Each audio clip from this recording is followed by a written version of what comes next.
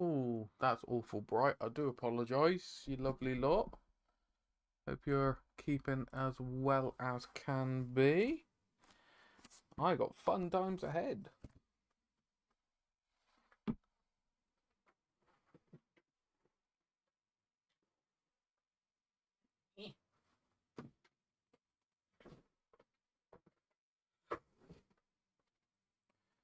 But yeah, how are we all doing? How are we all faring? Do that in them. Let's clean this vat a minute first. Or repair this vat, I should say first.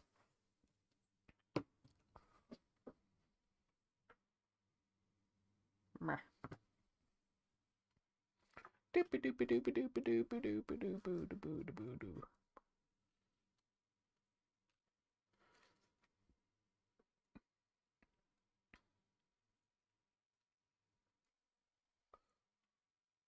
So hopefully people can see that. Basically, the vat is all but nearly going to pierce through in a few bits. And I just had a half failure on my print. So I haven't changed this vat for a little while. The sheet, so I'm just going to replace it now. First and last, get it over and done with. So this was an attachment for the actual printer that I have. It didn't normally used to have these bits on the bottom. It was one where you had to actually buy the replacement sheets for it. It wasn't universal. So I went out and bought this kit that allowed me to alter it. So it's been a busy adult weekend.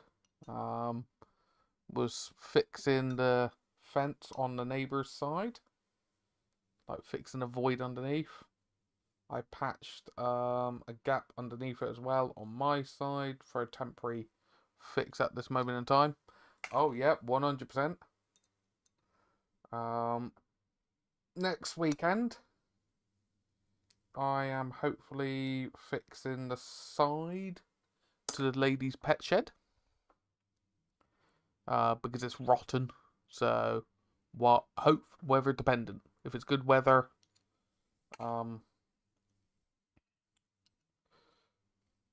next weekend, then I know what I'll be doing because I got spare fencing panels that I can cut to shape, and they're a bit bigger than the ones that were all currently on the shed.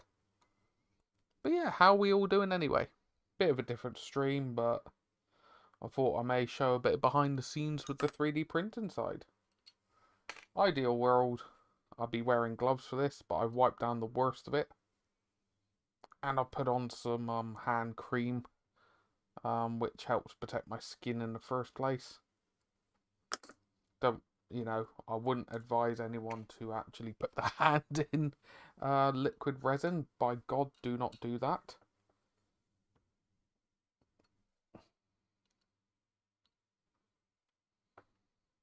But yeah, how are we all doing anyway? We all good? Currently, oh, that's another thing as well. Our Google Chromecast has gone pot. So we currently don't have Google Chromecast for the TV. So need to purchase a new one. However, we've had that. God. Kelly! Don't know if she can hear me. She's playing on the Switch.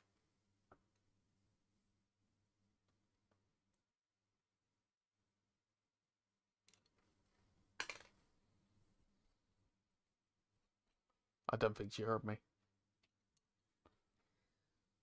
I was going to ask, how long ago were we at the Mount Hawk place for? How long ago was that? That was around 20.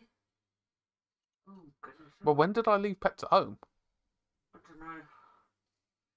Well, I moved in 2018, and then I think we moved out about 20. Oh, what, you moved into Mount Hawk 2018? Yeah, Yeah, so you. so basically 2018 some point we got the Chromecast. Yeah, it was before COVID. Yeah, so what, that Chromecast has lasted 7 years? So I can't complain about that. Yeah, I can't complain. Mind your back a minute. I don't want this going near you. This is the resin stuff, sweetie.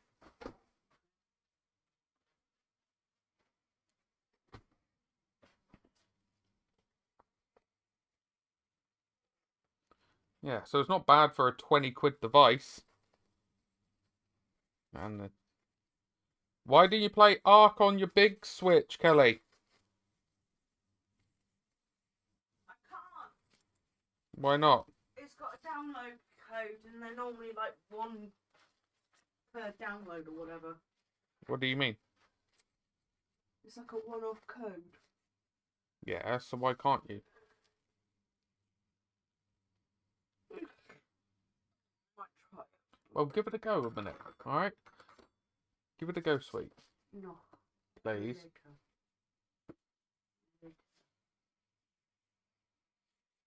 You got some cookies? What do you mean, want some cookies? I'm gonna make some cookies. Well, go and make some cookies then, sweetie.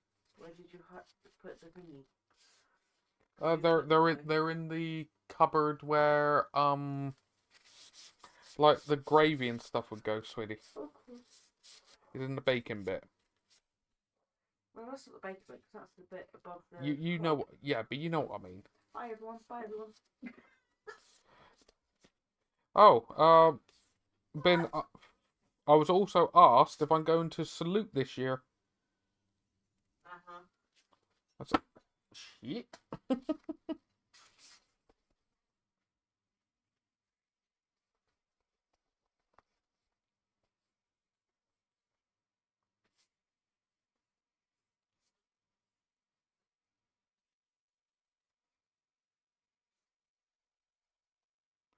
This is where I should really purchase some alcohol wipes.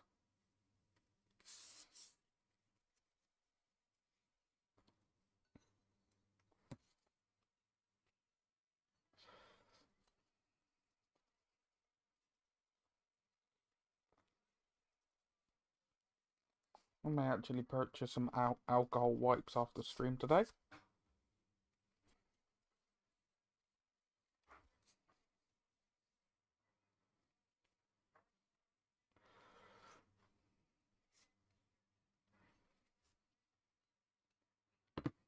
Yeah, see all that gunk that came off.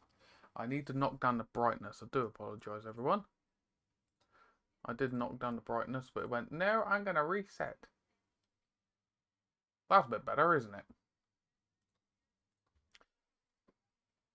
What I'm going to do, I'm just going to wash my hands. It'll be 2 seconds.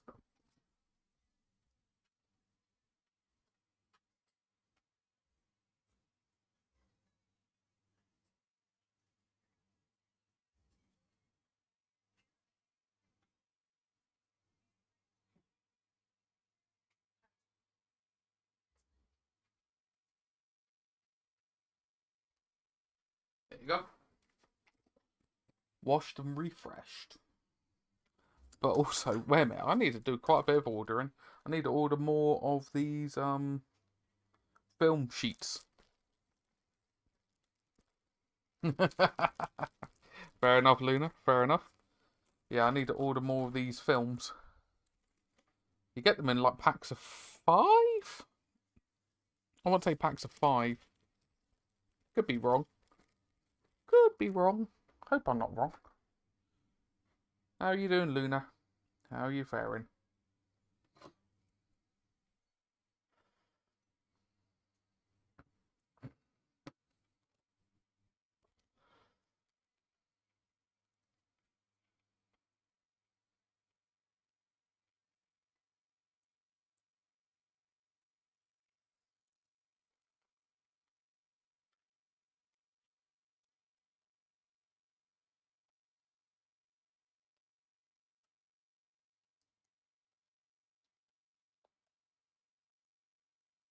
I can't really handle my liquor like I used to when I was younger. Which is a bit of a shame, but it happens. Need to order some more useful boxes so I can store the trees away from... Oh, nice.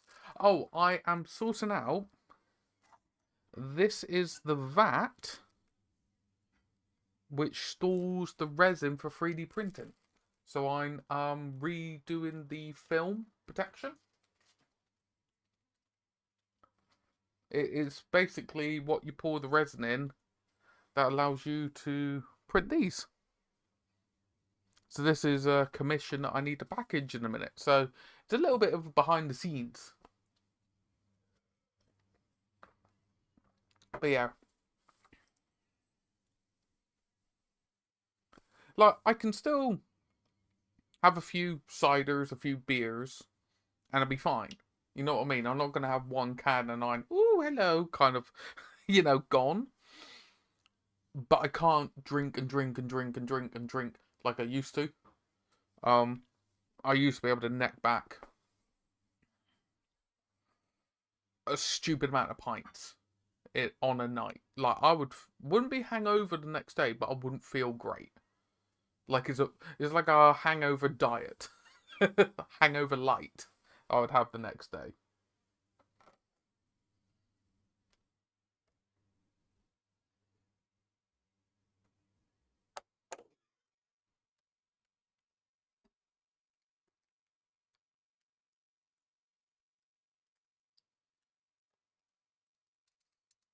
And then what you do, you get a little sharp blade.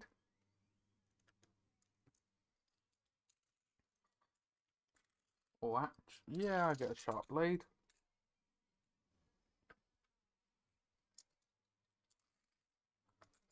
I need to get a sharper, longer blade a minute. Don't mind me. Don't normally do this on show. But as I said, it'd be interesting to show people how, how I get around it. There you go. Nice, sharp, narrow blade.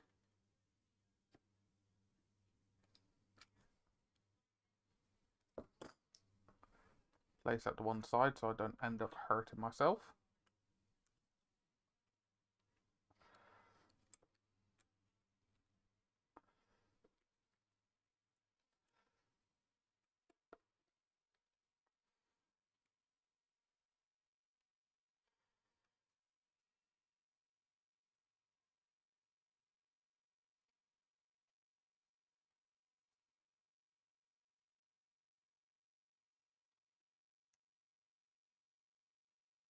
Just want to tack that in. Doesn't need to be viced up tight just yet. Yeah, that's what I mean. Like, I would say having a drink. Obviously, it depends from person to person. Okay? I'm not here telling people, oh, I used to do this, I used to do that. We've all used to do things that we can't quite do nowadays. Whatever that might be. You know what I mean?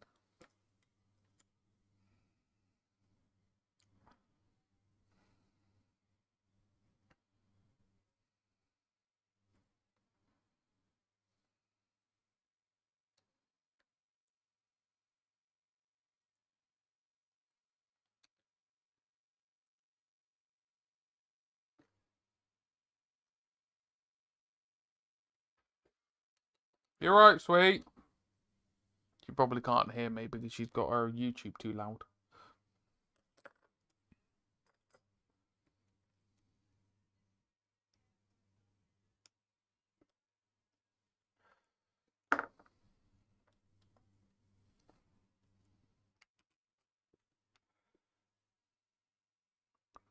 But yeah, how's everyone's weekend been? Has anyone got anything nice planned for their week ahead?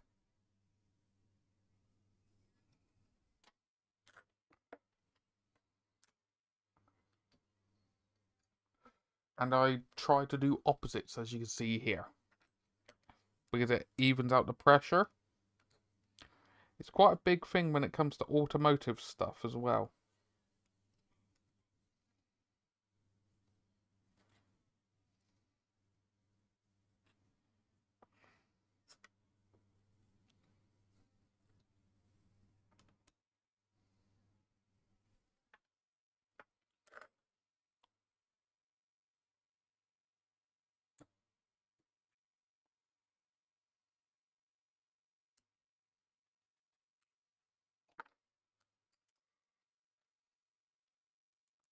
I did do a little bit of painting off camera when I had 5 minutes piece. I've all but finished off the ogres that I was working on yesterday, which is really quite nice. Really pleased about that.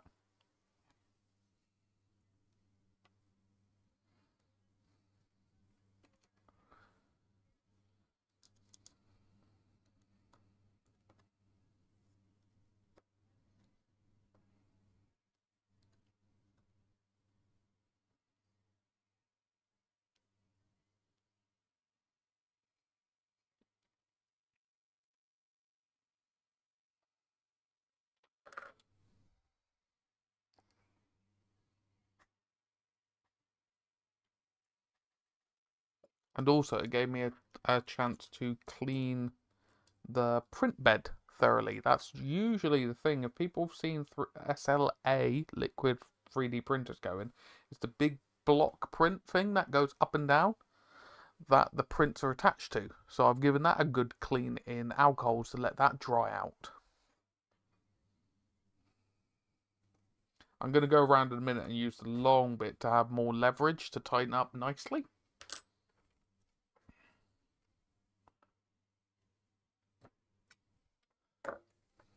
But you can see it's pretty straightforward to clean one of these if you take your time and you have a routine.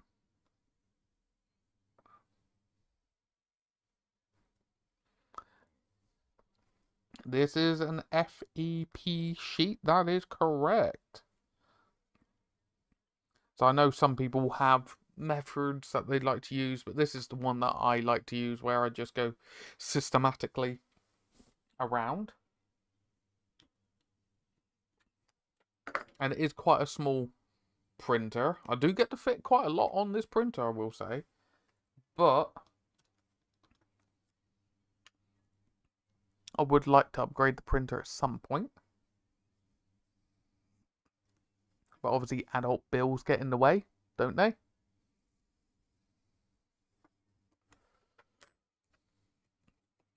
Now this will be the last one in place. I'll then go around and cut the excess film off in a bit.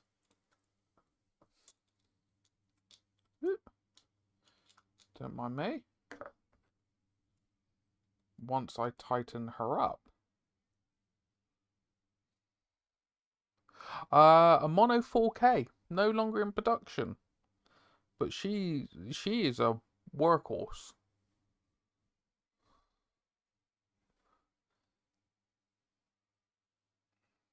That's all good. So now I'm just going to tighten it up. What I'm going to do so I don't hurt myself, just going to put something on there. All I'm going to do is just take my time. Make sure I'm not wanting to put any more torque on this because I don't want to rip the threads. So that's as far as it's going comfortably. So that's it. Same again.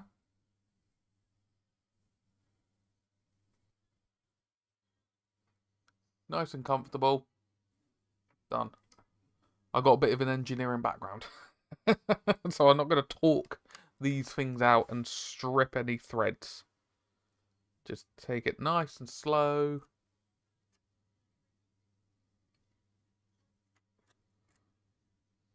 There you go.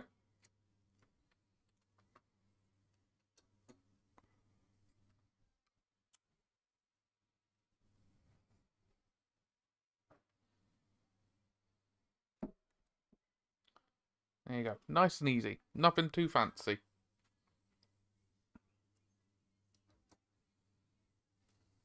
I go to the opposite side.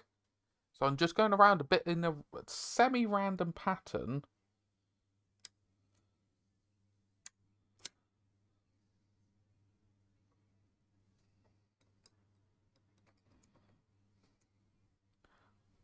Just keeping it under some nice even pressure.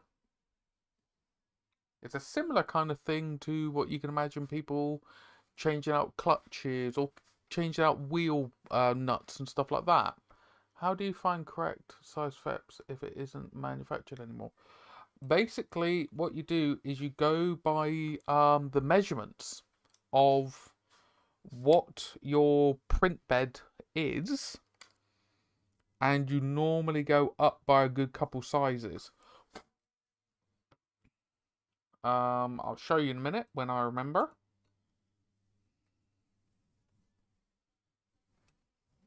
So one thing I do need to buy is a new screen protector for my one. And I think I've only got 2 left to do. So if you bear with me. Nice and comfortable. Not putting any heavy strain on it.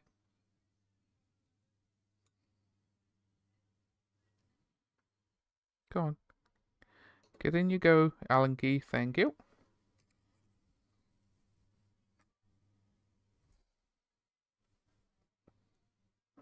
Same again. Nice and comfortable. And that's it. You've been basically shown how to change the fact sheet. And before you put it down, you give it a nice clean. Get rid of any impurities.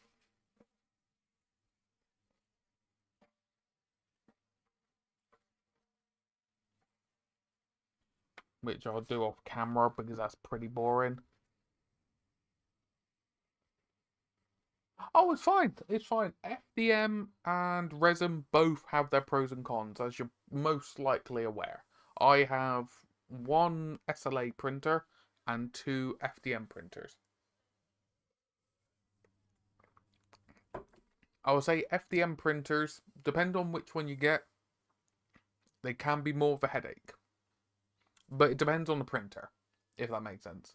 I know some people that have got a resin printer and it causes them no amount of headaches. You get what I mean? No, it's all good, Luna. It's all good. Now what I'm going to do is just go around with my blade.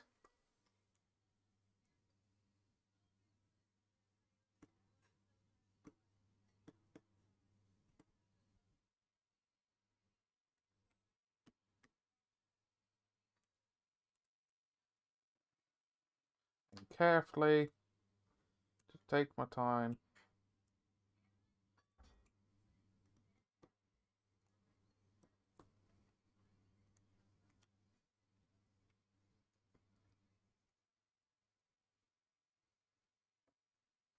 So I don't cut myself.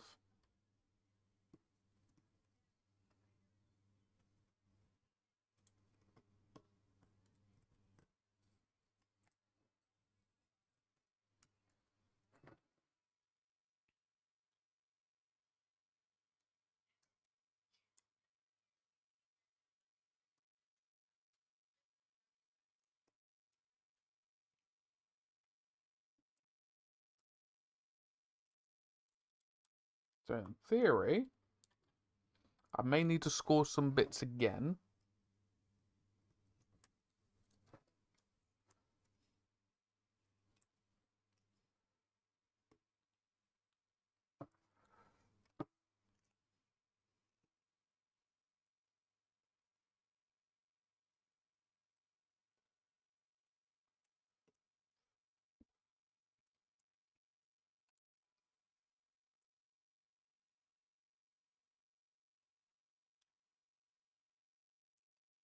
Really don't want to cut myself on camera. And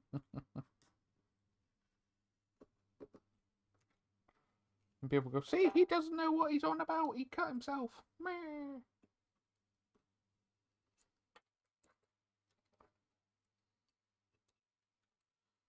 Because there's blatantly going to be people like that out there. There's nothing you can do about it. There you go. That is a changed FEP sheet. Mine was good with stock nozzle, but I got a 2.2mm nozzle recently.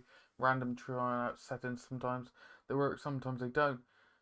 Didn't find a good setting yet. At least let me print point. Yeah.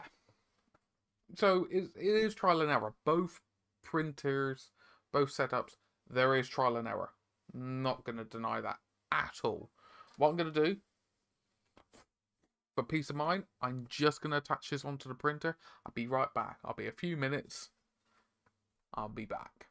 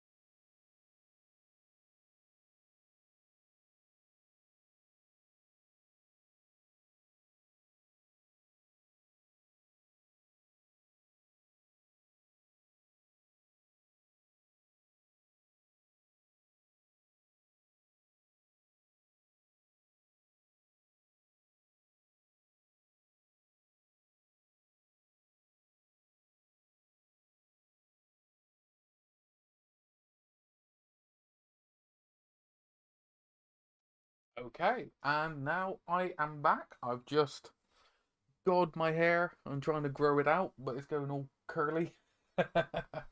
um, God, brain went on a real tangent then. Um, I look really hobo-like today. um, anyway, um, brain's having a fart. I do apologise, you lovely lot. I've got the VAT on the printer now again. Um, So I'm going to be ordering some resin in a minute. Resin, FEP sheets, and protectors to look after the screens.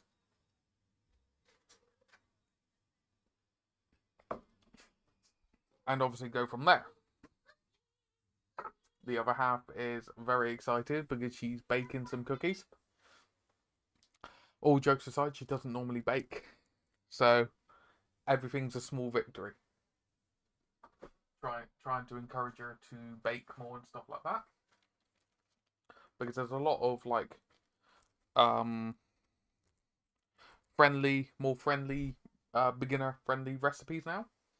Where her sister is very talented in the baking. Kelly, my partner, is very talented when it comes to animal care and stuff like that.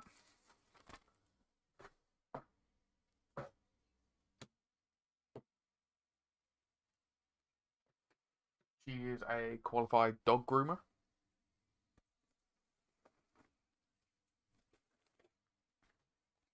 So I do like reusing boxes when I send parcels out.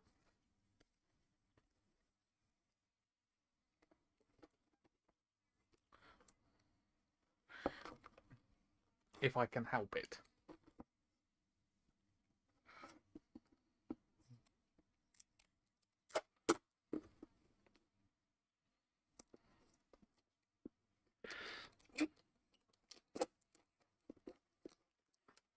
But it is what it is. But yes, how are we all doing anyway?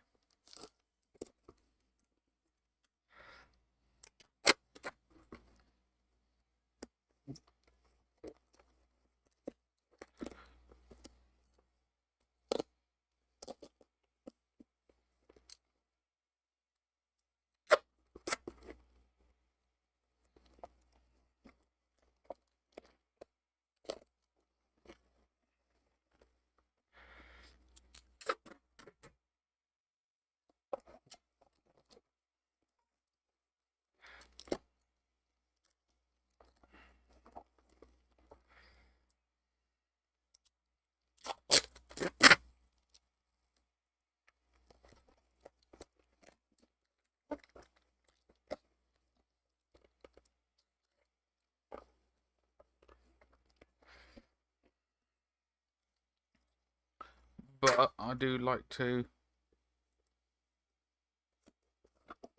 tape over the address because I've had it in the past where my address was ever so slightly still visible and the postal service had a funny 5 minutes going, oh, we didn't know which address to send it to. It's like, for crying out loud, which address is actually on the very visible label?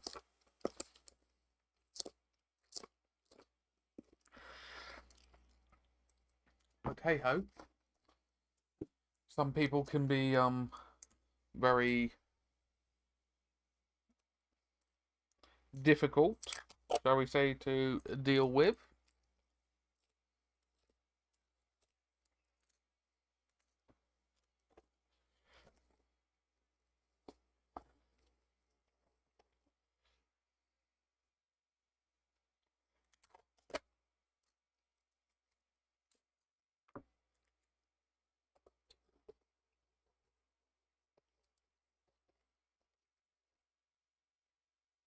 And it is what it is. But yeah, what's everyone got planned for their week ahead then?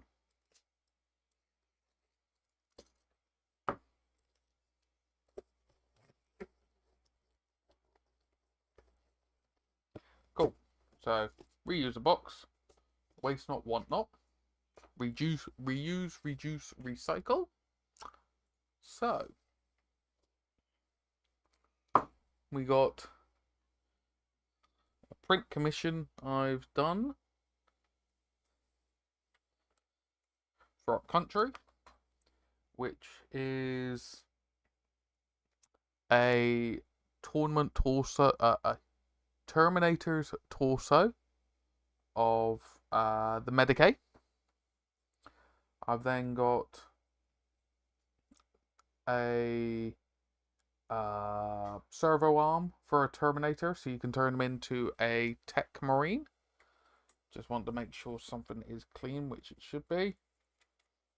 Yes, it is clean. Good. When they're delicate like this, I make sure they're very fine supports, but I do send them with the supports, just to stop it snapping. Just for me personally, I do have that as a disclaimer. But yeah, stuff like that where it's a very fine hose.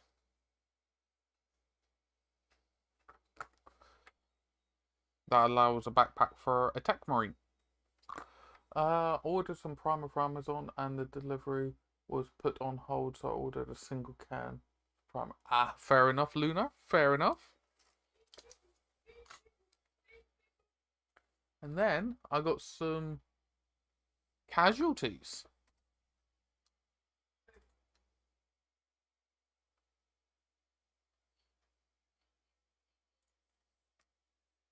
So Mark III inspired casualties. Some very fine supports just to pop off from the customer. Hello, Manor. Hello.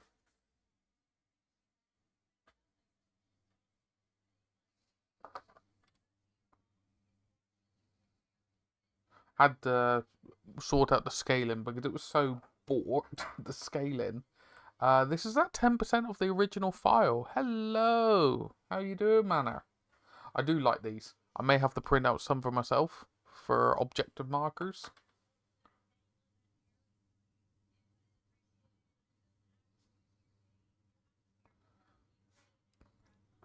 There you go. So I'm going to bag these up. Yes, Grey Tide.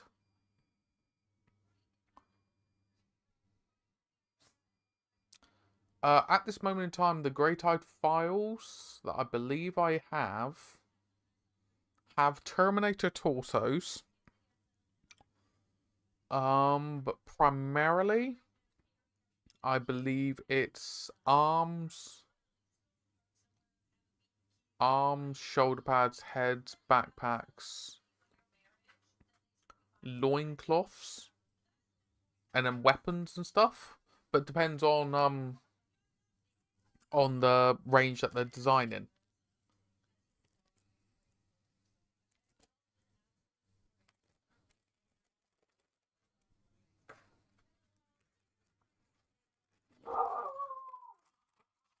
Doggies are excited. I can hear them.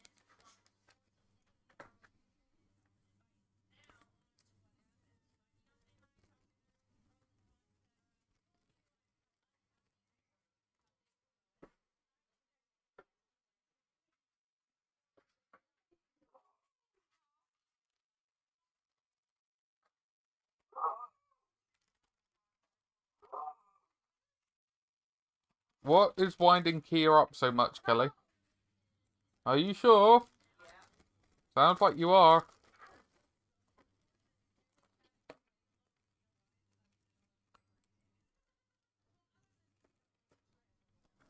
I will say, luckily, my channel is quite quiet when it's in the whole thing of needing mods, which is nice.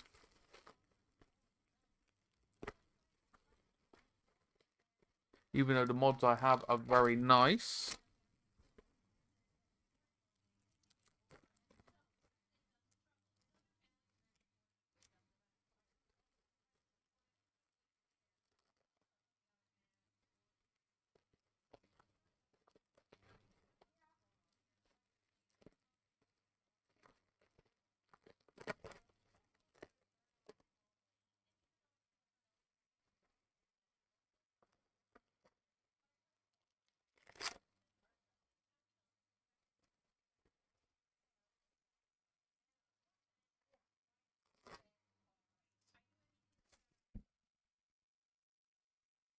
Right, so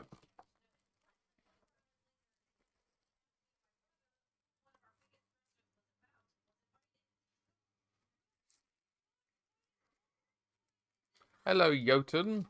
There's one of my other fellow mods for the channel.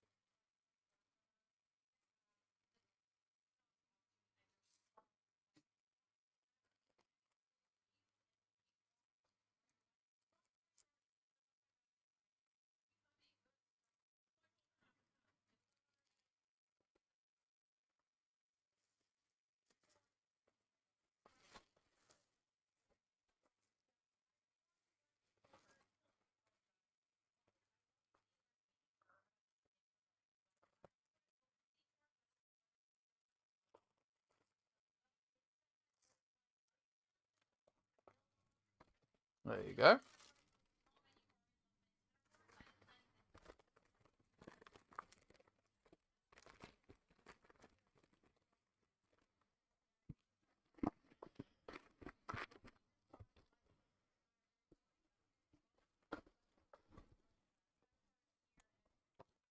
Then I'm going to go and get some packing peanuts. One moment.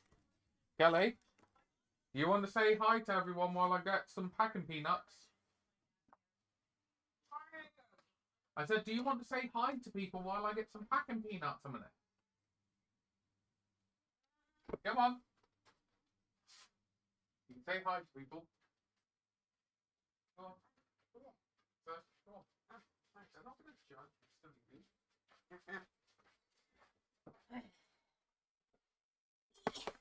Hello. I have a little furry companion with me who's been in my shadow all day. Haven't you? Say hi. Oh, just headbutt me. Thank you. Okay, go find your bowl. Go find it. No. Hi, Manna. Yeah, I'm good, mate. Bit tired, but what's new?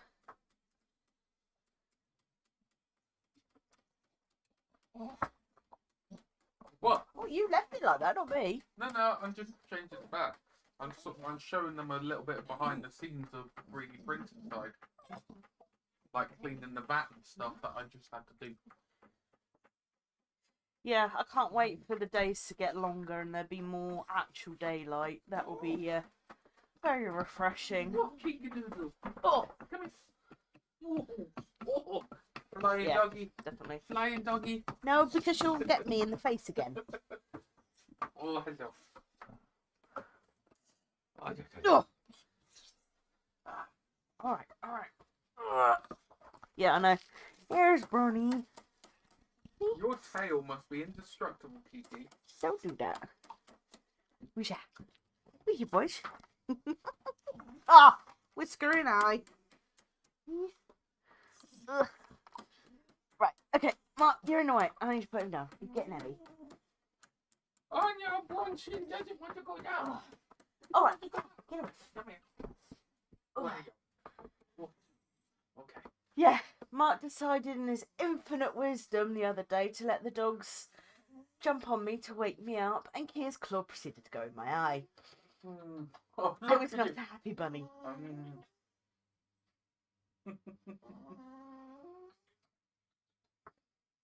Right, you're back now. Yes, I'm back now, sweetie. Yeah. Normal service can resume. Because God forbid should I leave her.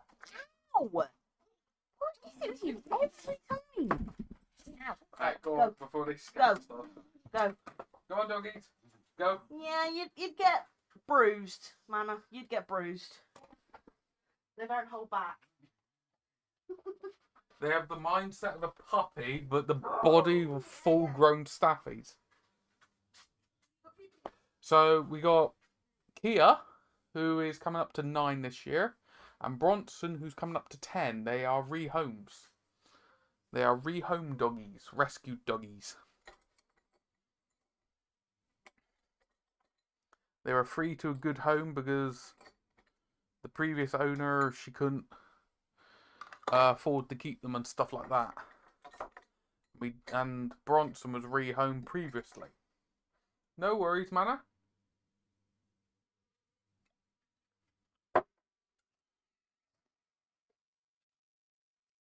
No worries at all, good sir. I got some of the bubble wrap.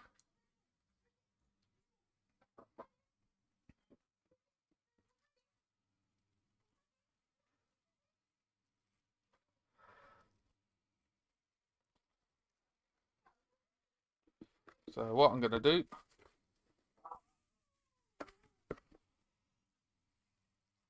gonna line the bottom of it.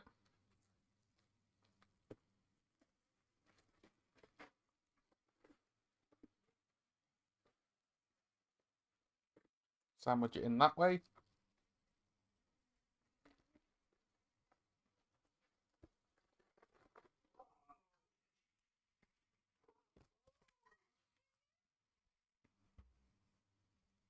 Oh, nice. Nice manner.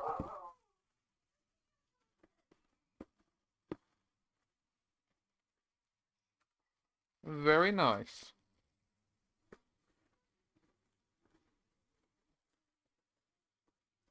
And that, for a close lid, very, very little movement in it.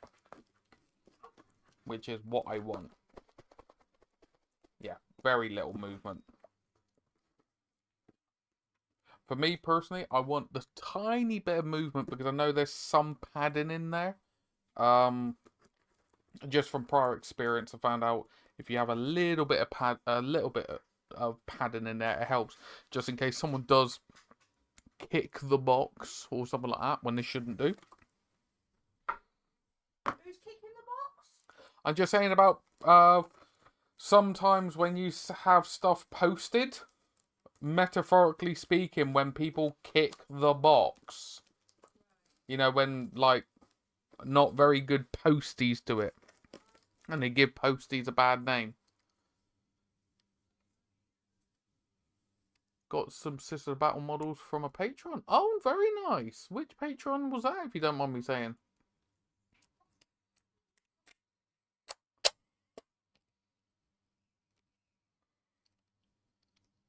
Gasminis. Ah. Nice.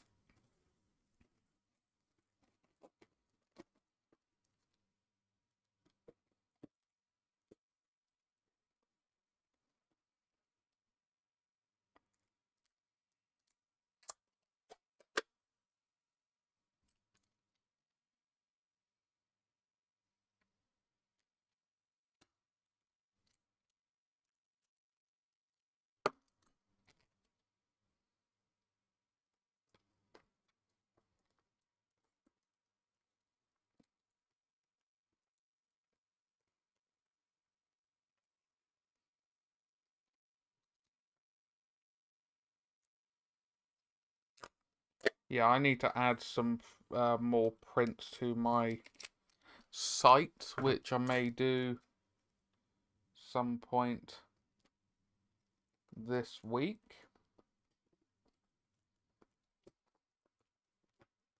Yeah, I do it more as a printing actual service where people are like, oh, I like the look of that, blah, blah. I even do commissions now. I've currently got a commission going as we speak where I'm printing out a decorative skull mask for someone to put into their decorations.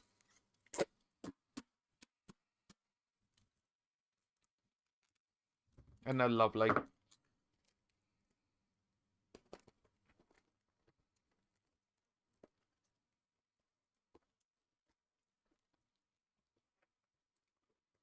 And most of the time, they purchase the file themselves, so they have it in their own, you know, own repository. If they want to go to someone else to get it printed or something like that in the future, they can do, you know, just makes it easier.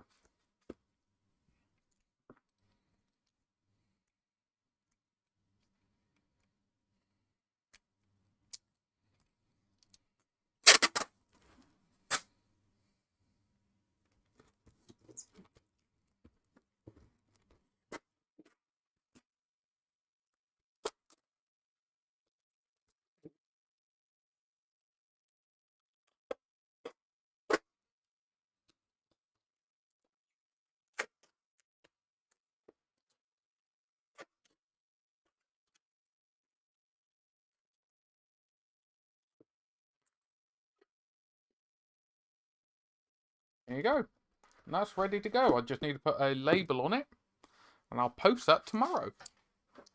It's all Gucci.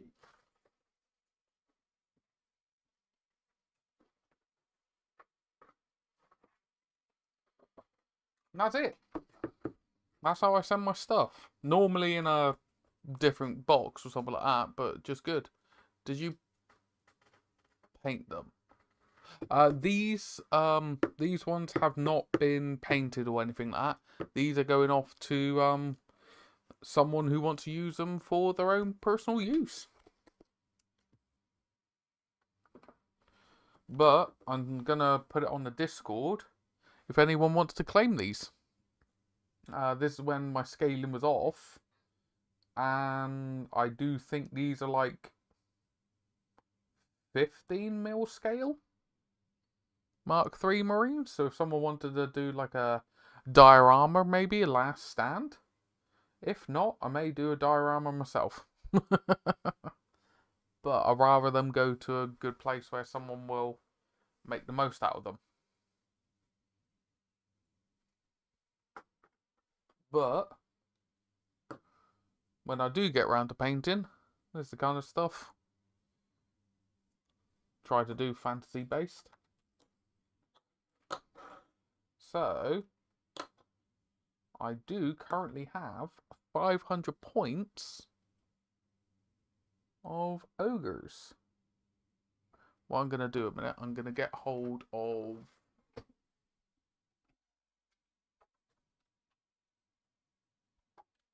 some varnish.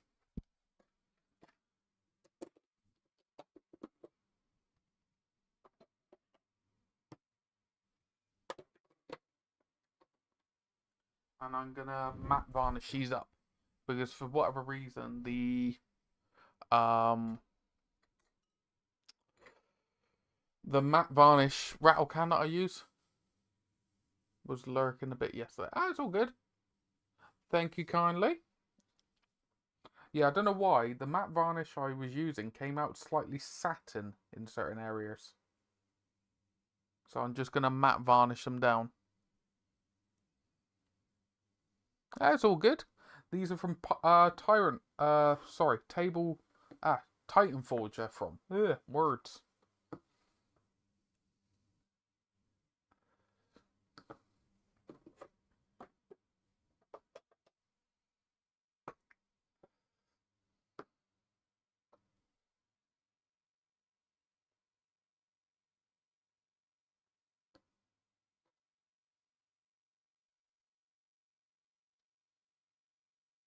So I'm just going to matte varnish them a minute. This is great varnish. Great varnish. Love it. Normally I put it through the airbrush.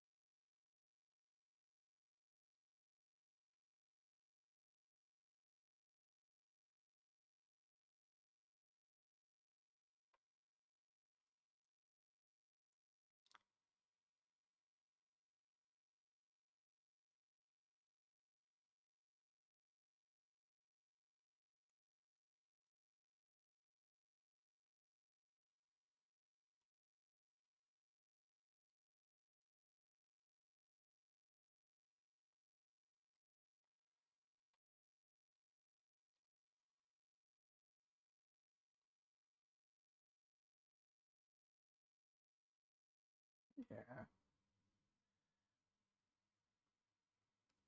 I think the one downside with having a 3D printer is your collection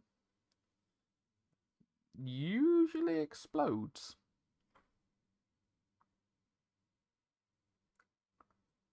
Collection of models,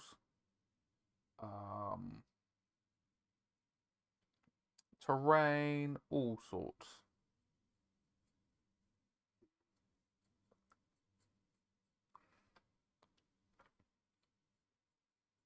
Especially files.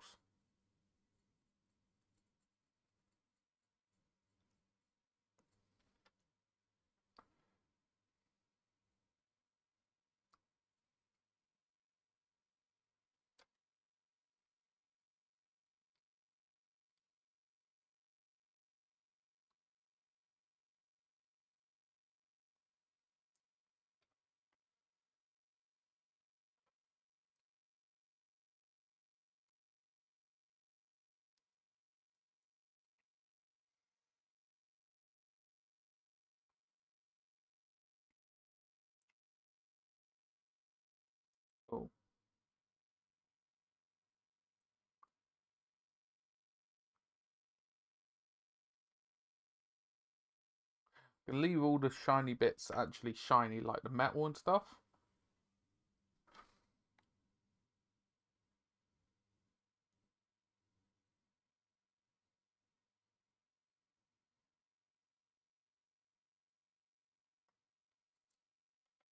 Like the satin finish. Welcome back.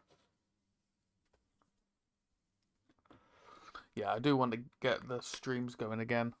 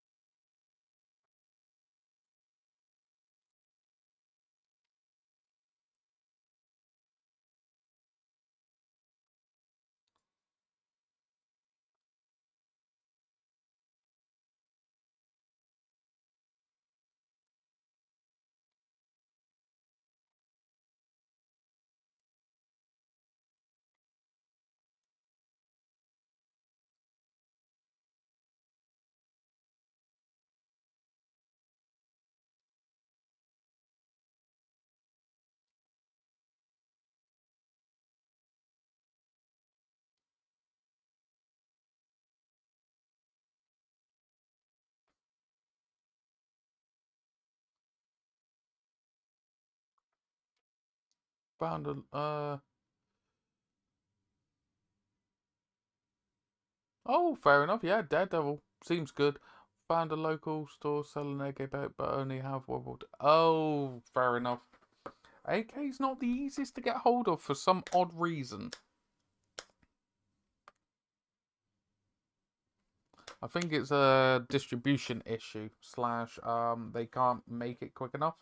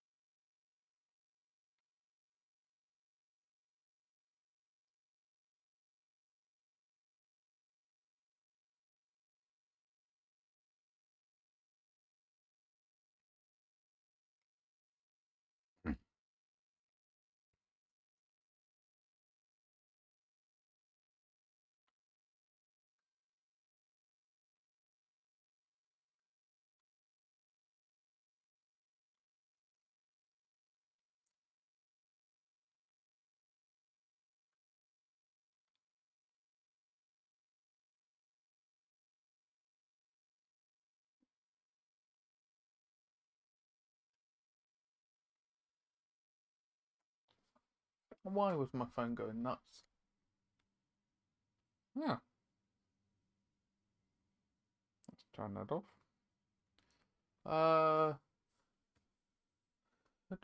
20% off lot. That's fair enough. My local game store only carries Citadel. Sadly, I just ordered the paints off Amazon. Yeah, that's the thing. It's a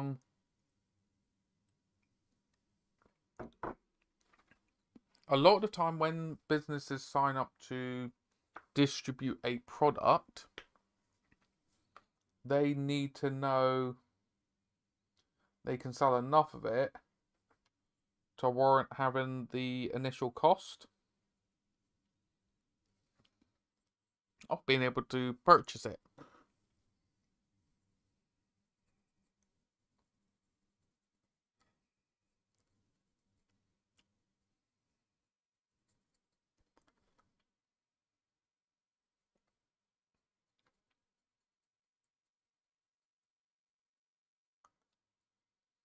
sometimes treat it like having a merchant license.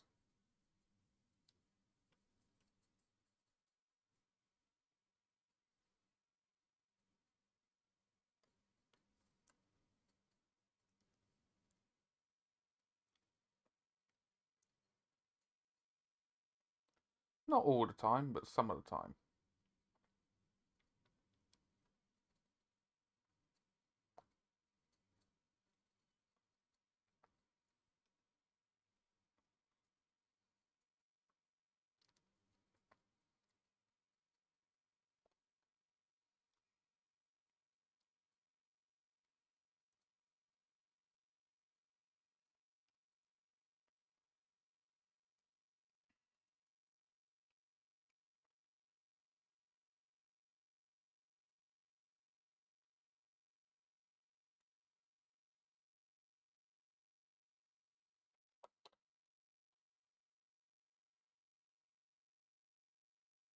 There you go. See, that shine is just disappearing all straight off the bat.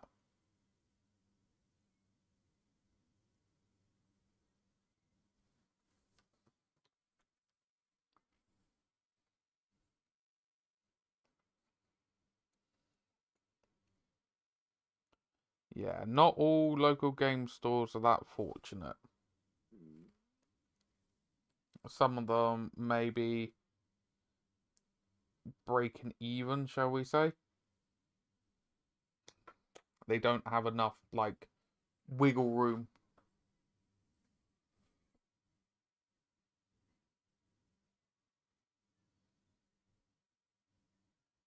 Yeah.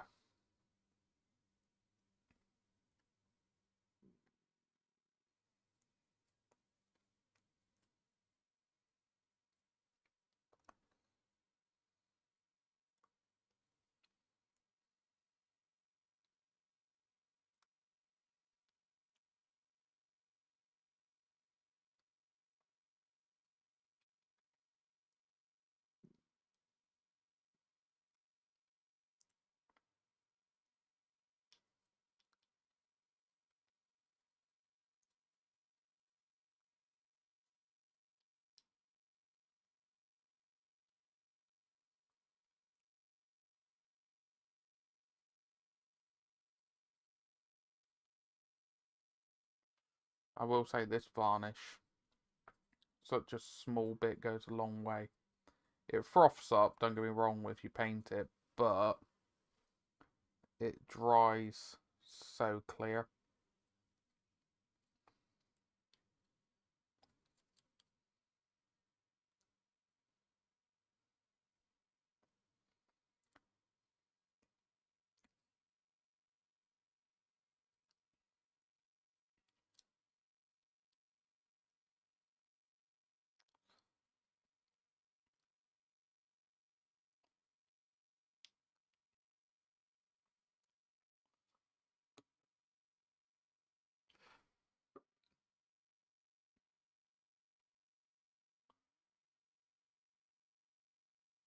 Oh, damn, okay. That's strange of them.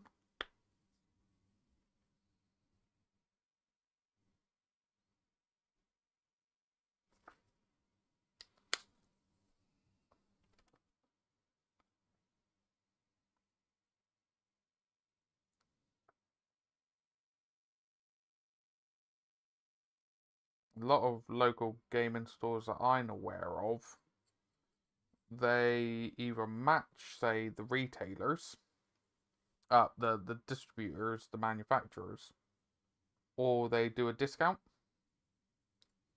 because they're able to. But to go above the manufacturers, that's a weird one. Very weird one.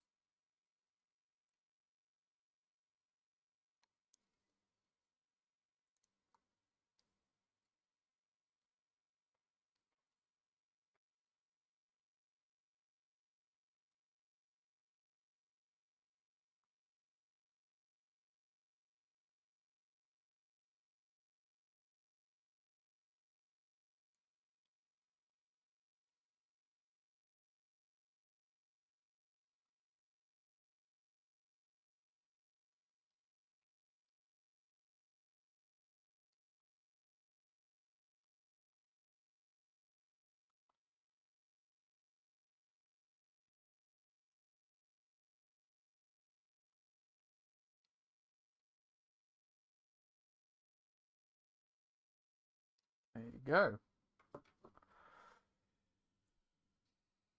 I'm just going to paint the rims now. But he does have to pay the rent, and I like to support locals. Yeah, no, that's the thing. You support locals. I try to support locals as much as possible. Like my bolt action that I purchased recently, the 8th Army, big starter box and stuff like that. I got it for like 80 quid instead of from Warlord for like 110. Or no, 100 quid. Wait a minute, I got it to one side. One minute. Now, I will say, I'm not going to bash any firms in general because each to their own. Alright? Money is subjective. I always say this. Money is subjective. One person's bargain, it's another person's rip-off, XYZ. Not going to go there. Not going to entertain it. Alright?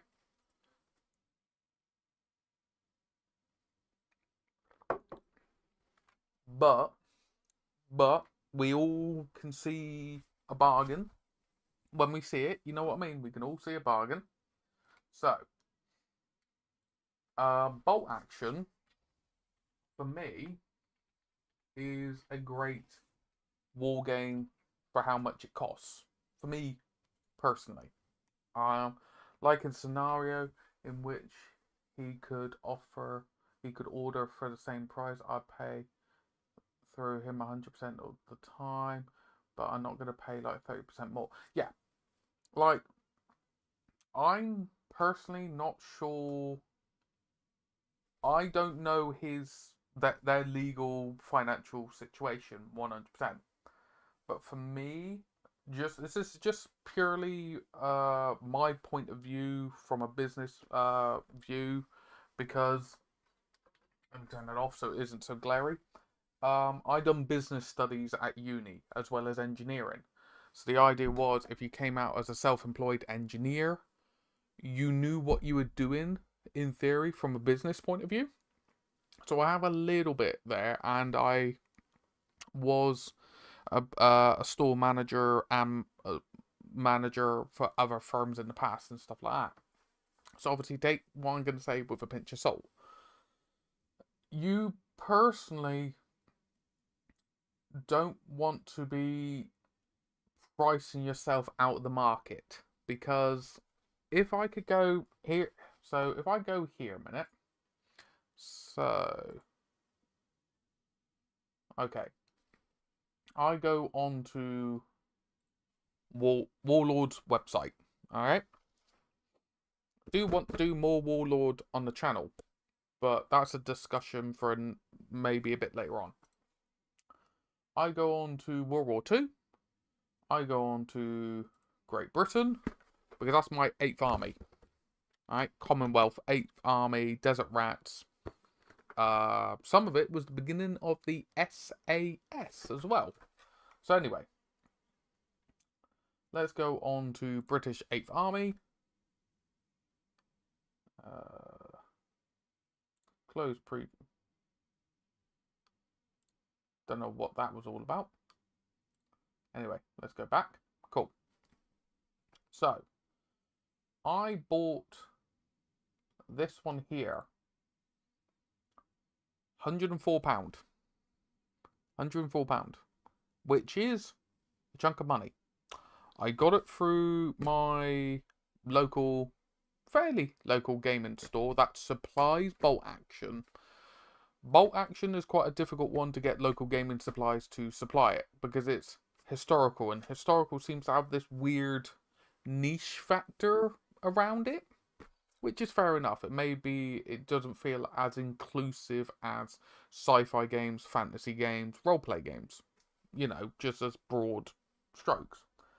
I got this for like 80 something pounds.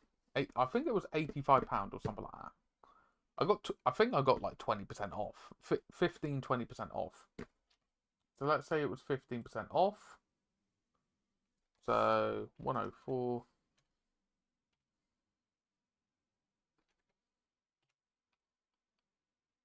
Yeah, so I got it for £88. Or if it was 104, I got about 80. I got it for about 85 quid. Now, for me personally, it's a really good set because there's not a lot. There's not a lot there that I would need to add to get a genuinely a really nice starting army. And when I say starting, it isn't starting that basically I need to buy another set of these to get an army, if that makes sense. Because you got 4 lots of troops in there. You got 2 lots of support weapons. You got 2 heavy weapons, and then you got 2 transports in there. So for me personally, I would throw in 2 tanks. I would throw in maybe some armored vehicles, and then I've got the command squad. I'll buy in the command squad as well. Which the command squad, command entourage. Yeah, the internet's having a hiccup for whatever reason.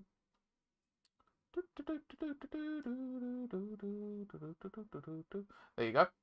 The 8th Army HQ. You know. So you got an officer, you got a medic, you got another officer, you got a radio commander. Like, radio officer. Like, in all fairness, the way it works with this, you can build officers out of your spare infantry. That's what I've done with the Gentleman's War. Okay, so from the Gentleman's War set, I don't think Gentleman's War actually exists anymore, which is regrettable. Yeah, I don't think Gentleman's War actually exists anymore, which is a shame. But yeah, it is. I do think bolt action, if people like the idea of giving historical games a go, bolt action is great because for me personally, I'm at the point I run OPR printed proxy. Yeah, 1-page rules. Go for 1-page rules. I do have a video coming out next week about 1-page rules. The reason why I haven't done a lot of it on the channel for some time. And the crux is 1-page rules is a double-edged sword. It's very much a double-edged sword, so hear me out, okay? So it was created to be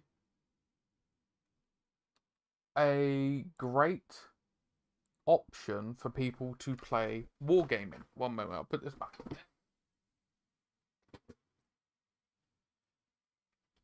And I'll get 1-page rules up a minute.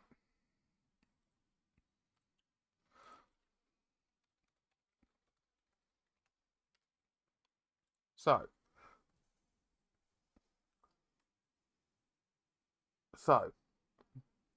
1-page rules is great for allowing people to play Warhammer-esque games in a more simplified system. Okay? To the point that I showed my other half, Kelly, a how to play 1-page rules video, like a 7-8 minute long video. I may even do a video in the future on it. She got the gist of it. She doesn't play war games. She got the gist of it. Alright? But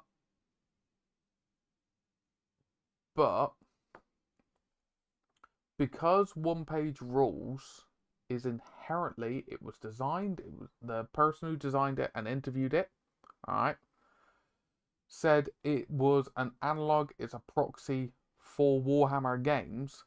They're stuck between a rock and a hard place because if the wargaming community you are in are happy with the game systems they're already playing,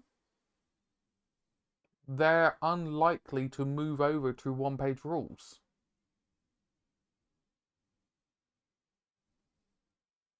That is the double-edged sword. It's difficult to drag people away from the game system they enjoy to say, play this to their mind, this dumbed down game system.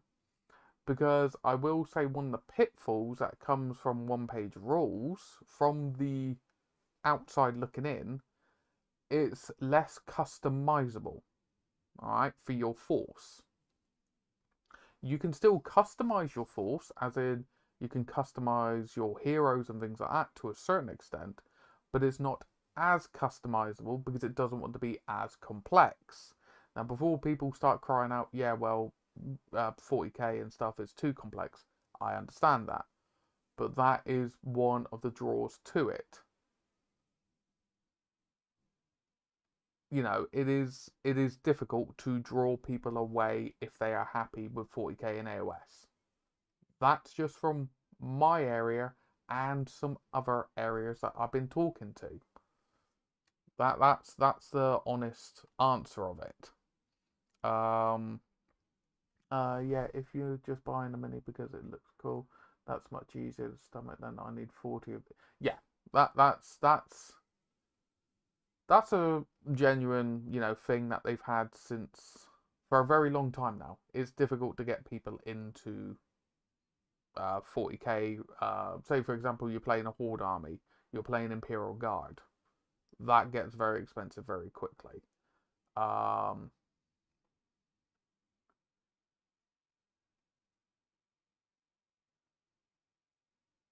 Yeah, a lot of people I do know are interested in Trench Crusade. They're interested in the aesthetics and the lore and the setting of it. It's great. People can do whatever they want, but I don't enjoy hearing them cry out about it while doing so. Me personally, I play Kill Team, AOS, OPR because yes, yeah, that's the thing. Like, I do want to have OPR in my back pocket. That if I want to play out some chilled games and stuff like that, beers and pretzel games, I got them there ready to go. Like, don't get me wrong, I do enjoy. I've said to many people that I know that are a lot more competitively minded. They go to tournaments and stuff, and I've told them to rein it in. Um, but I've said the core rules to 40k 10th edition, the very core rules are pretty well designed. The core rules are pretty well designed. Um, but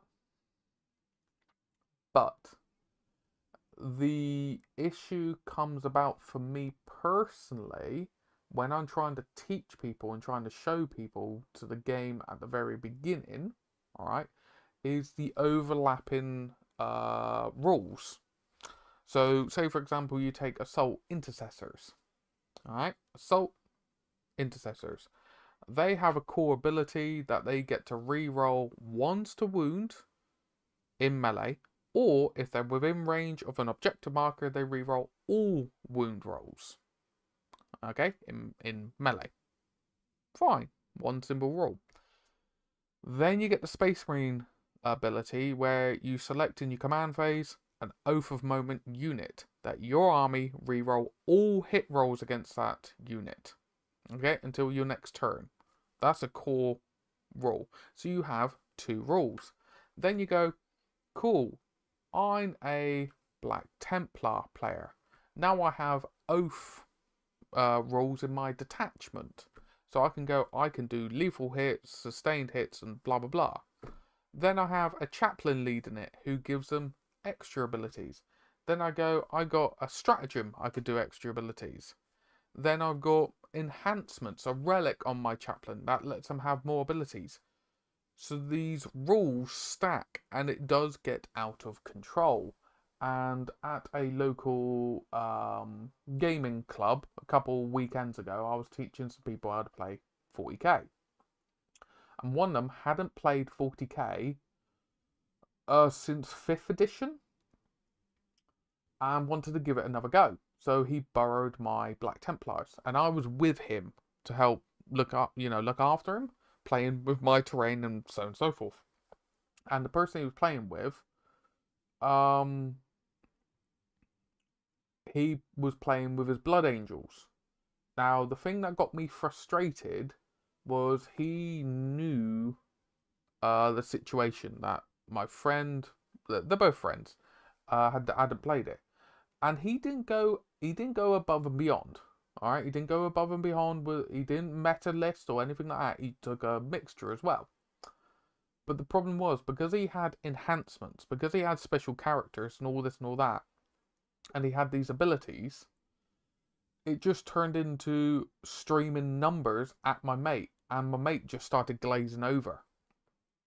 And that's what I'm trying to say, is sometimes having all these options is great, having all these abilities can be great, only if you're in that mindset. And it's not to say that person's mindset is any less valid than someone else who is in that mindset, if that makes sense. And I do think there needs to be a little bit more encouragement in 40k. I'm small fry, so my voice doesn't really go anywhere. My opinion doesn't go anywhere. That there could be like just core standard rules for combat patrol. And I think that's where combat patrol may have fallen down on its face compared to Spearhead. Spearhead for AOS seems to be taking off better because it's its own distinct rule set and war scrolls and stats and stuff that allows you to get to terms with how AOS works. And yeah, it allows people to step in better, whereas combat patrol doesn't seem to have that same ability. It still feels very daunting. And I understand Games Workshop's issue where they want their characters to have gravitas and impact and feeling on the tabletop. Like Lionel Johnson should have gravitas. Abaddon should have gravitas. The Silent King, all these big named characters that you read in the stories and stuff like that should have an impact on the battlefield. But it just feels like it's getting out of hand. From what I've heard from local game store players, Combat Patrol is also just very unbalanced. Yes, I've heard the same myself. I can't say because I haven't played it, but if you know how 40k plays, certain factions, it just doesn't work, if that makes sense. It does feel like Combat Patrol is very much, here's the starter sets, we need some way of selling the starter sets, here's a game system. Like, for me personally, I could see Custodes Combat Patrol, no worries manner, being very imbalanced, just for the nature of Custodes are above and beyond stronger than Space Marines. Alright, that's like Space Marines is just stereotypical middle of the road kind of army for what it can do. Like, it's not uncommon to have a box with 0 anti-tank come across a box that contains a single tank and its basics. Yeah, that's to me, with war games, you should be encouraged to take a mix of stuff. To as much as you can do. You still have a theme to it, but you try and have a mix as much as you can. Ways to play. Why is Combat Patrols? I really don't like the new website. I'm going to say, there you go, Combat Patrols. So, in theory, you should be able to get any of these Combat Patrols and play a game. But, instantly off the bat, for me, that Space Marine one A, doesn't look like great value to me, and B, doesn't seem to be a very valid combat patrol. Okay? Because when you attach units together, 9 times out of 10, they should be the same kind of armor, same kind of footprint. Well, you got one squad of Terminators, but 2 Terminator Lords. My point of view should run Ruler Cool, and it's for reason OPR seems very... Yeah, but I understand Ruler Cool, but also you should understand is a war game after all. So you should be under the understanding of taking a mixed force. Because if you take the rule of cool that it's just a horde, if that makes sense, if someone takes a few vehicles, you're in trouble. So rule of cool, 100%, but don't don't delusion yourself that you'll be acceptable for everything. You know what I mean? It's that nice balance between the two.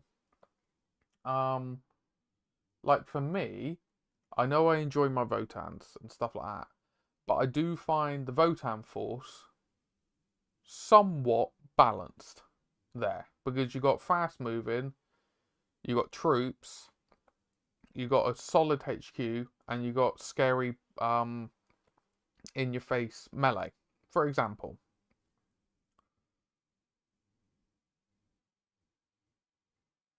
Yeah, but the thing is, alright, I'm just gonna say, some people may want to take their vehicles because they like their vehicles because it's roller cool.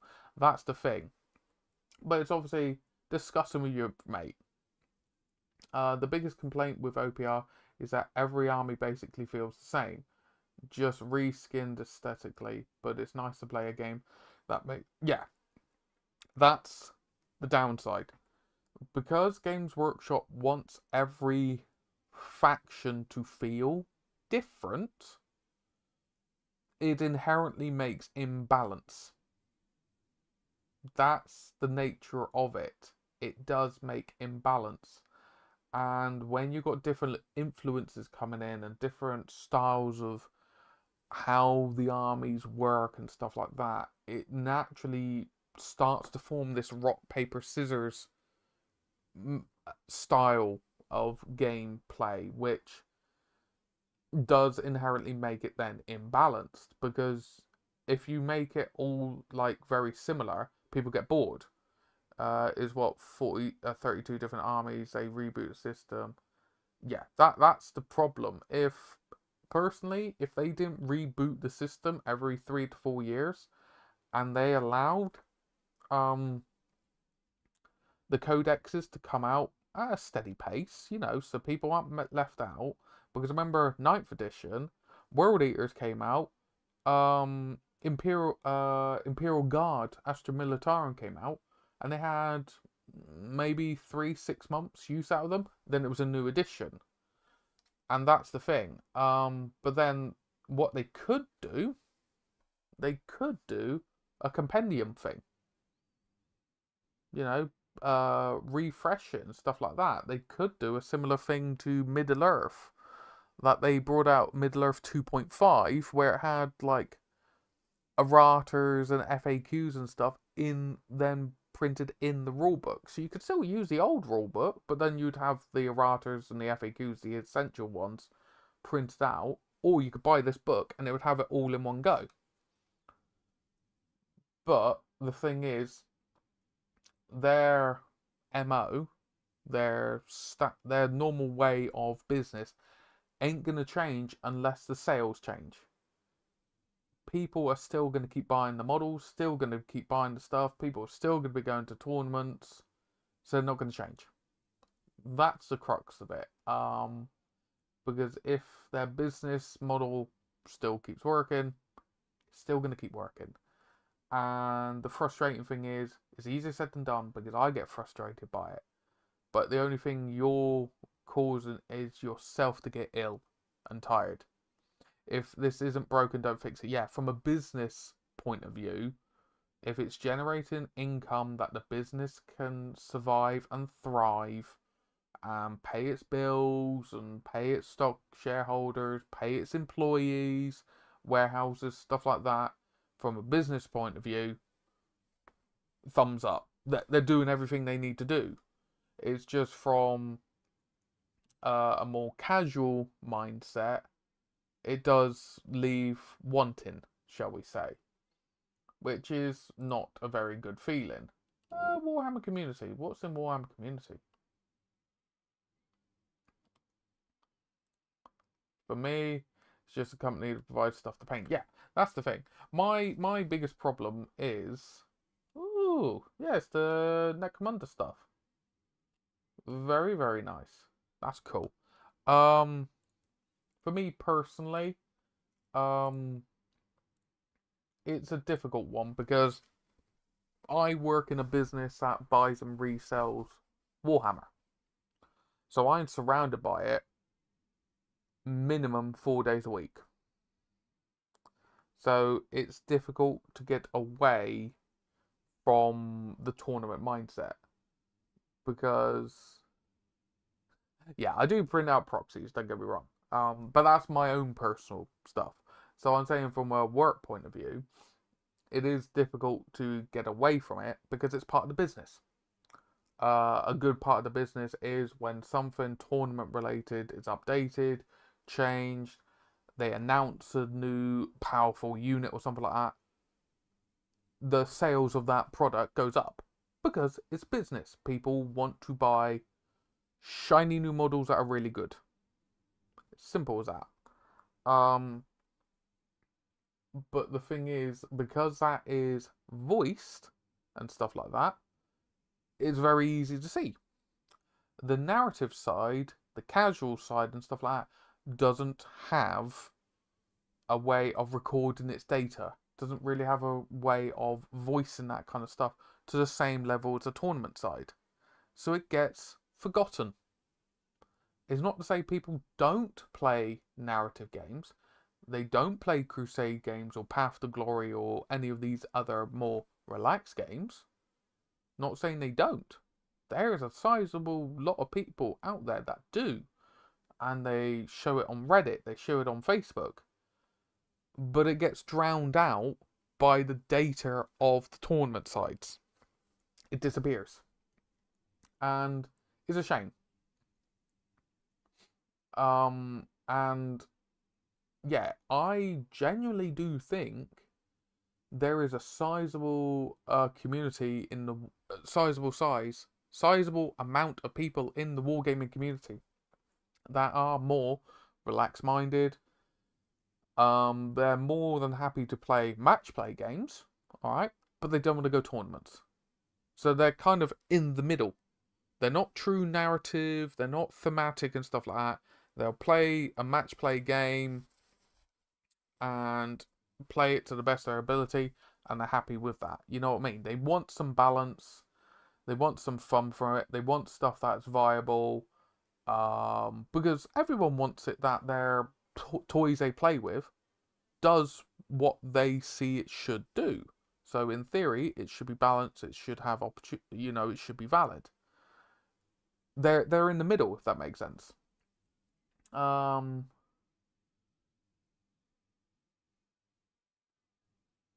I don't get the tournament. Yeah, that's the thing. It's all this community is vast enough to allow. It should allow everyone in. It's vast enough. It should allow everyone in. The biggest problem is because the tournament scene is so visible, it makes it seem it's the only thing valid. Especially to newer people coming into the hobby, or people returning to the hobby, or people even in the hobby. It just makes it seem that that's all that there is. It's like there isn't. There is other stuff out there.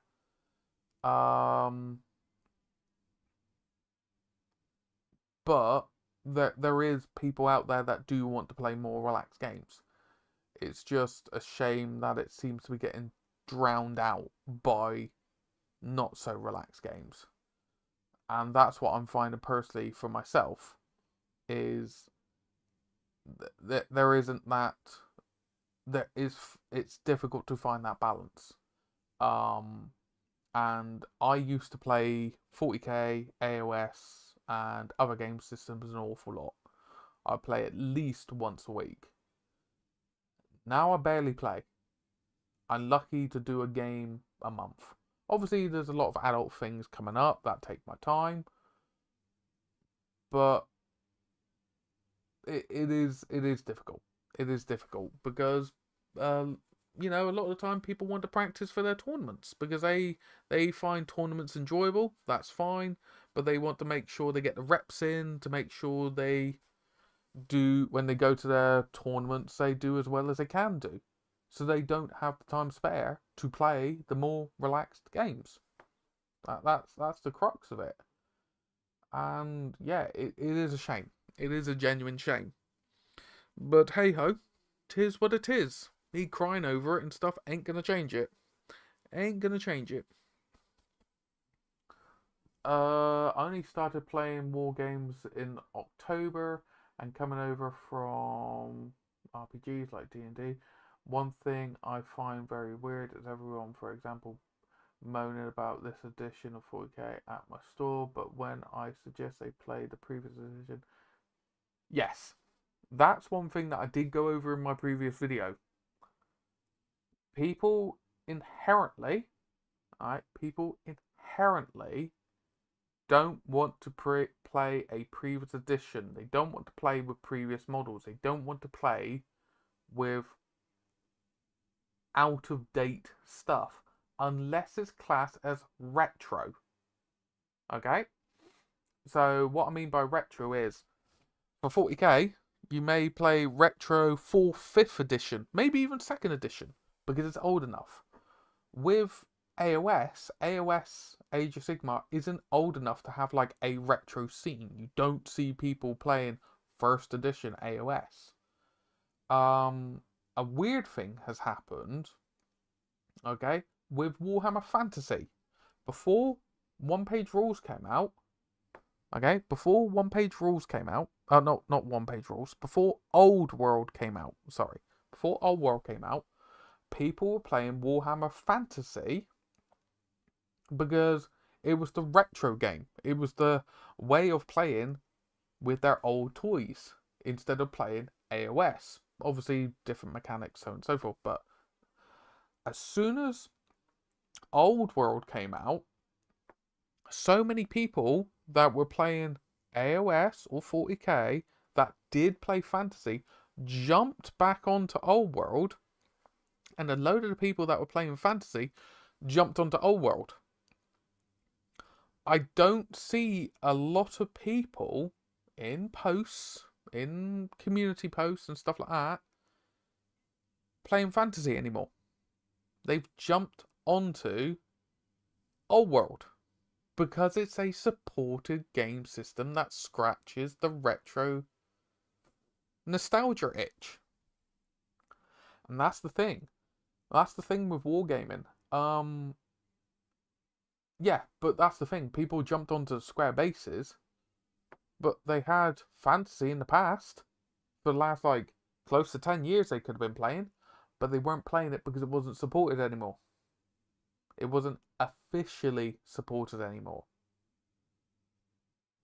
And that's what drew them back in. They went, oh, Games Workshop loves us. We're going to bring it back. Not saying it's a blanket thing across the board. I know plenty of people that played Fantasy. Not denying it at all. It's all good. It's all good manner. I do have thoughts. I try and keep them careful so I don't upset people. I do have plenty planned for future videos on the channel. But yeah, that's the thing, is people want to play with new rules.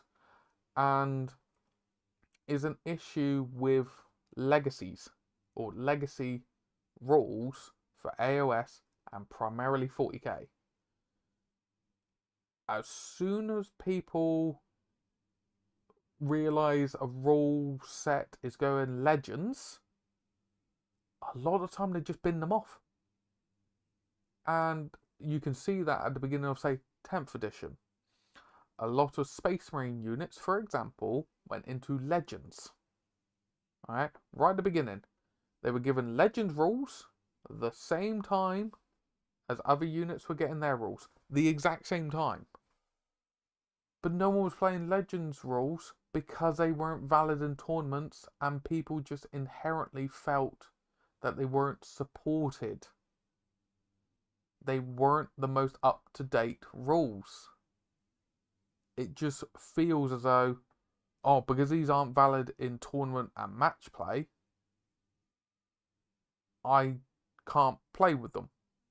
If that makes sense, in a really, really weird way. Yeah, like my goat dude that got discontinued from AOS. I really hope it will come back. It will come back in Old World, 100%. It will come back. I put money on it. It will come back.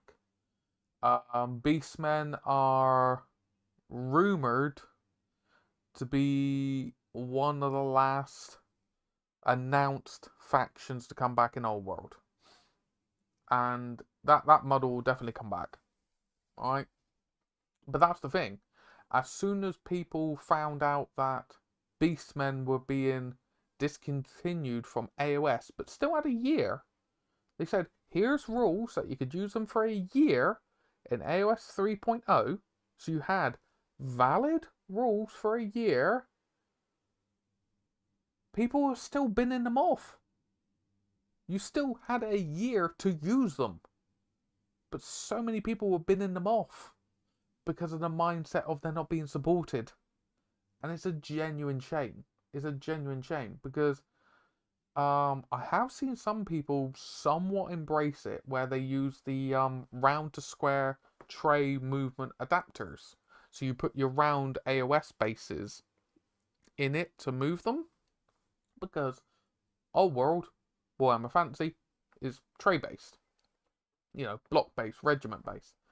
So then I have seen some people, as I said, they were using them in AOS while they were still valid. Now they're transitioning them over to Old World, but also they're using them for one-page rules. So in theory, you're getting three game systems out of the same models. But they're in the minority, not the majority, which is a genuine shame. I just want far few more of them to paint, really. Yeah. But yeah, that's me not bitching and moaning about Games Workshop. It's just business after all. And it's a shame. It's a genuine shame. But you know, it is what it is. I'm small fry. I could bitch and moan all I like. Ain't gonna change it. Pardon me. But yeah, it's the market after all. It is the wargaming market, and it does feel like Games Workshop is trying to take a leaf out of trading cards, where they'll make something redundant and replace it with something else. Trading cards are one thing. You buy it, you play with it, you can store it away. That's it. Whereas miniatures, you buy it, you build it, you paint it, then you get to play with it, per se. So there's a lot more time and effort put in, let alone paint supplies, basin supplies, you know, hobby and supplies. So it is a strange one. It's a strange one. But, like I said at the beginning, their business model still works. How you doing, Krang? How are you doing? Trading cards are glorious. I have some magic trading cards from Outlaw, the cowboy one. I do want to play them again at some point. It's just having the time.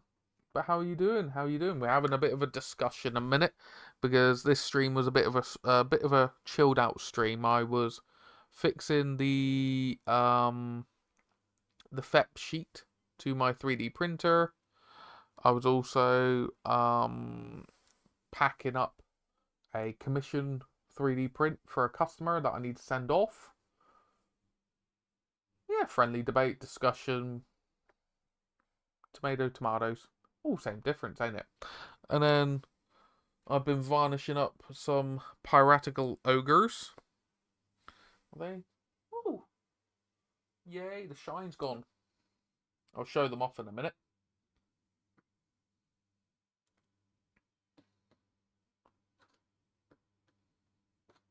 I'm going to get some water as well in a moment. I only buy pre-built stuff from Magic now. I used to buy modern, but it made me cry now thinking about what I paid for a.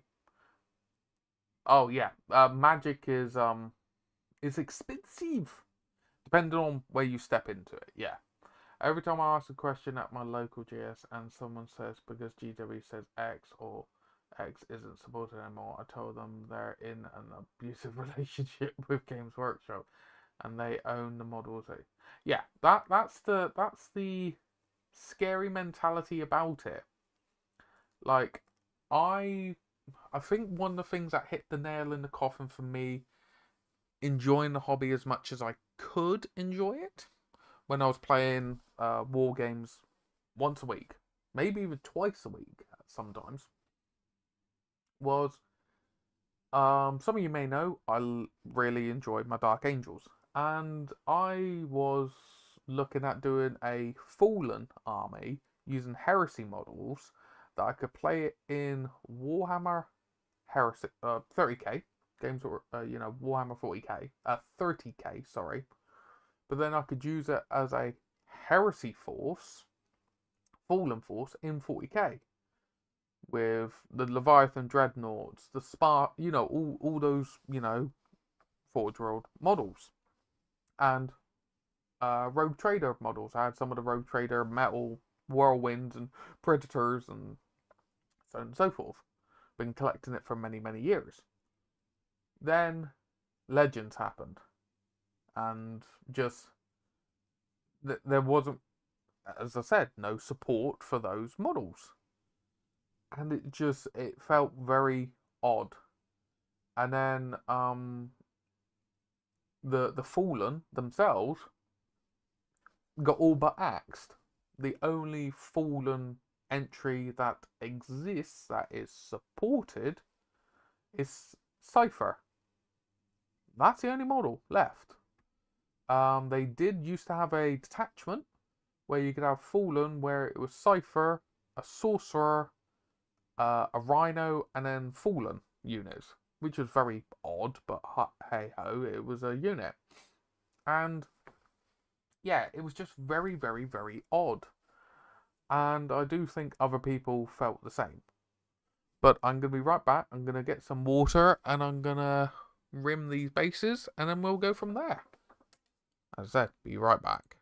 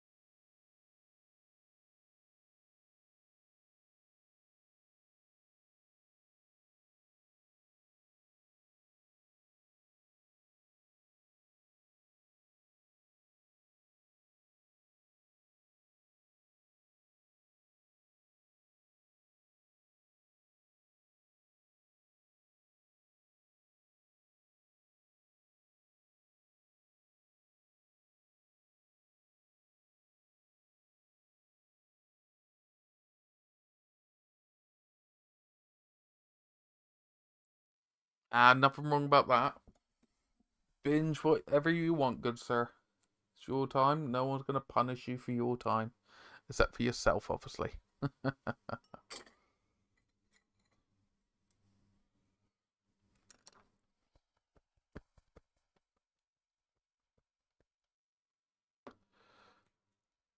yeah, as I said, I'm not trying to be a negative Nancy. I'm just more, as man would say, debating stuff. Never played TCG. Haven't played tabletops. Oh, that's fair enough.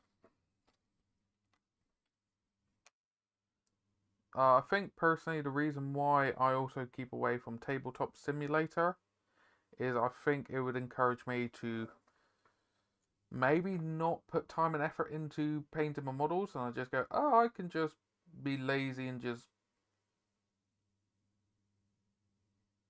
play my models with very little effort. And I know it's great for you to test out your armies, not disputing that at all, but I just know full well it'll probably get me being lazy.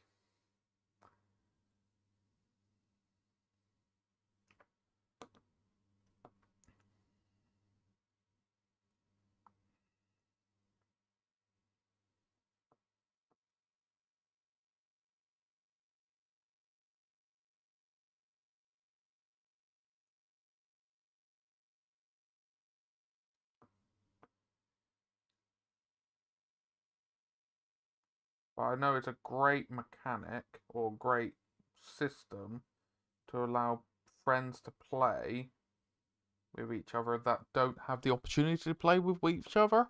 Like um, they don't live near each other anymore and stuff like that. That's my issue. What was the debate, by the way?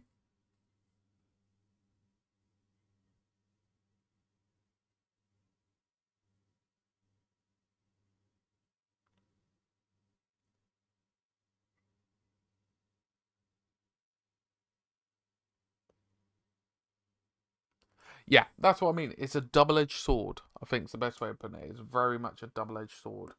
It's great for allowing you and your friends to have a game,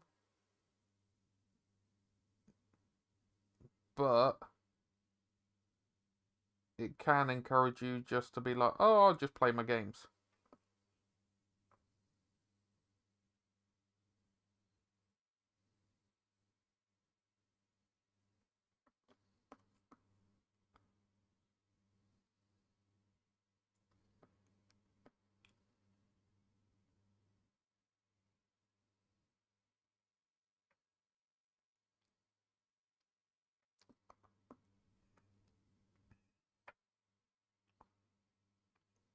Part of me wouldn't mind playing TCG or tabletop TT TTS. Sorry, part of me wouldn't mind playing TTS, but I would need to be careful of it.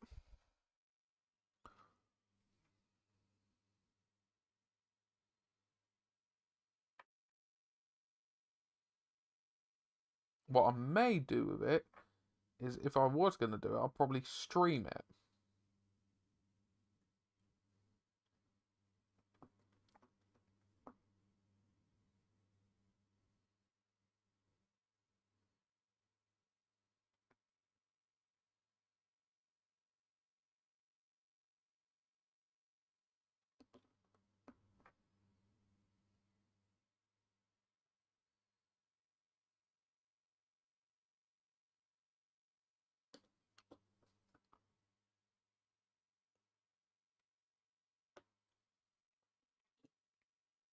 it.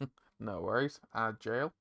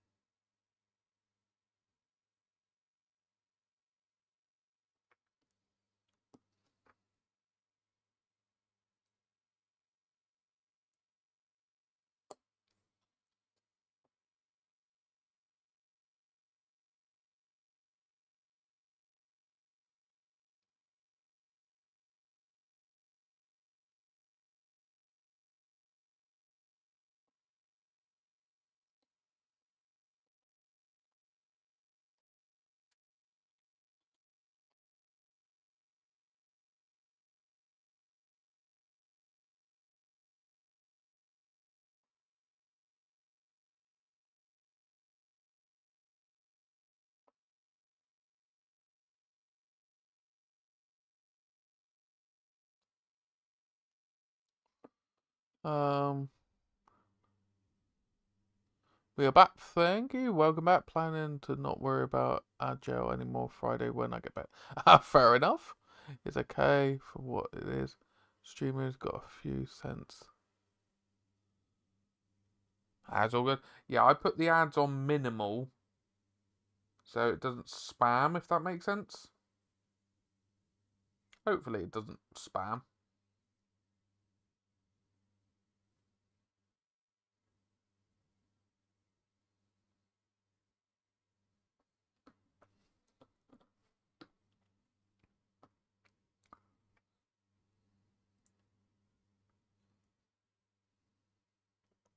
This ogre was the first ever model that I'd done with the traditional slap chop, where you dry brush it up.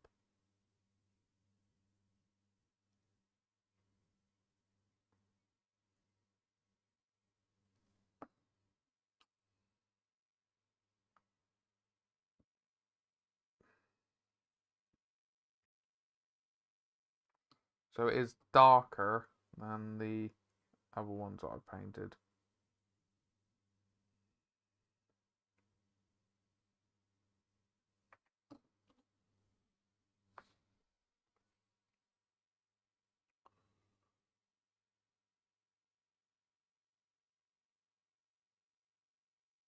Ah, fair enough.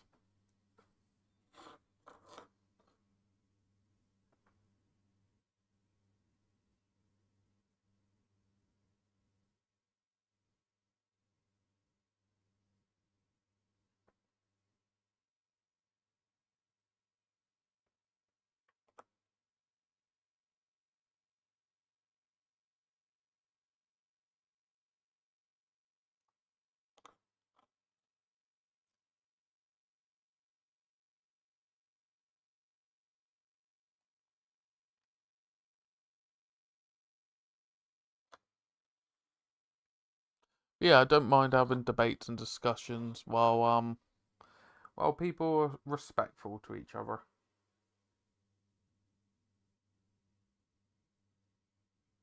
And people listen to one another as well. I don't go wrong, I'm not namby-pamby about it and stuff like that. It's just being honest and respectful.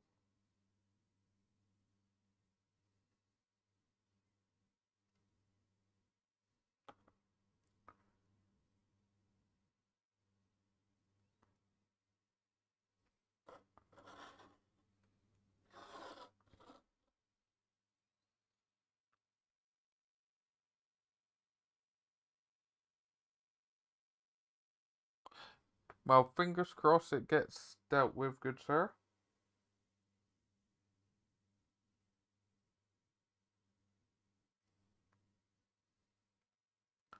My mother's got that.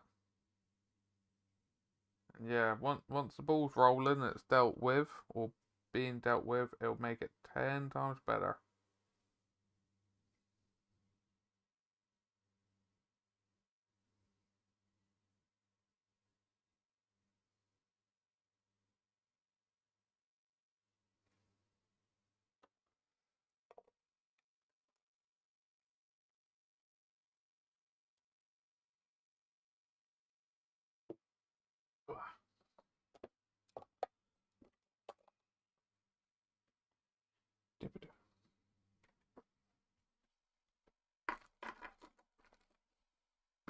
There's potentially ways of helping it, if that makes sense. This is something I need to paint up. I've been meaning to paint up for ages now.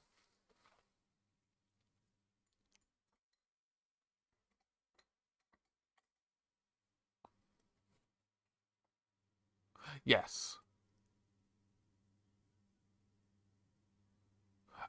With 3D printing, yes, you would want to put it in a ventilated area or out the way kind of ventilated area. So my 3D printer is out in the garage. Because I'm not gonna say hippy dippy mumbo jumbo, but you don't want to be breathing in those chemicals 24/7. That's the honest truth. The resin chemicals you don't want to be breathing in. your cleaning chemicals, you don't want to be breathing in XYZ. Even if you went water washable resin, which a bunch of these are water washable resin because I've done a video on it comparing them. It's nowhere near as harmful, but yeah, you don't want to be breathing that stuff in long term. All right. For a period of time, while I was then sorting out the heating to look after the resin printer, I had it in here to keep it somewhat warm. You could smell it after a couple days, even with it being like sealed with the lid down and stuff. You could still smell it. Might wait for now. I live in an apartment, so wait until we move. I'm sure I could make a homemade ventilator. Yeah, that's the thing. Like, in all fairness, I have it in the garage. All right. It doesn't need to be over the top, if that makes sense. Just enough to keep it contained, or like, you know, the fumes and stuff contained. That's the thing.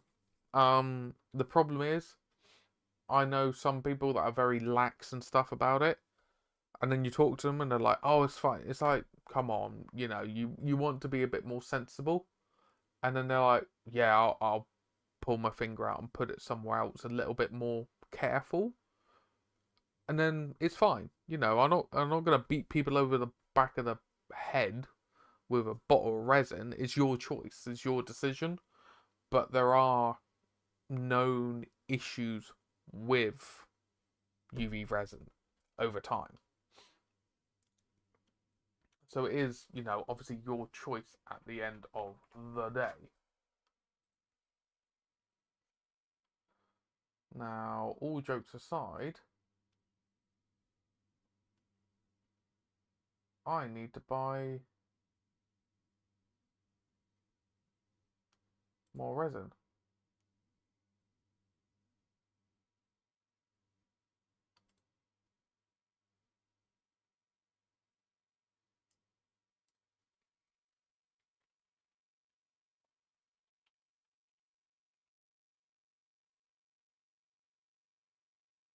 Yeah, that's the thing as well. You know, you don't want to get the animals sick as well.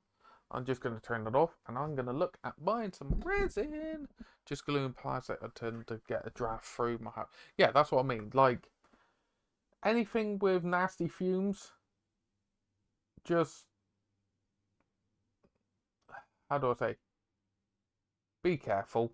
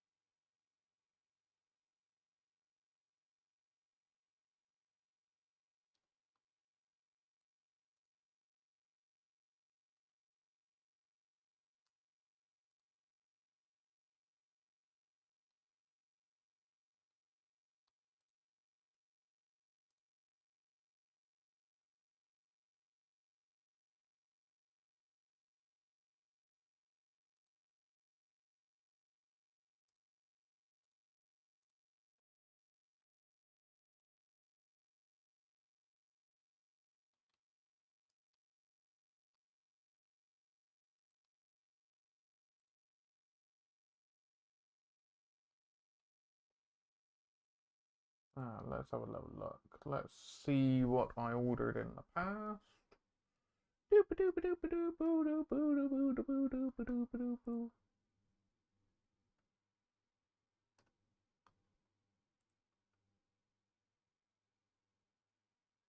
It's all good.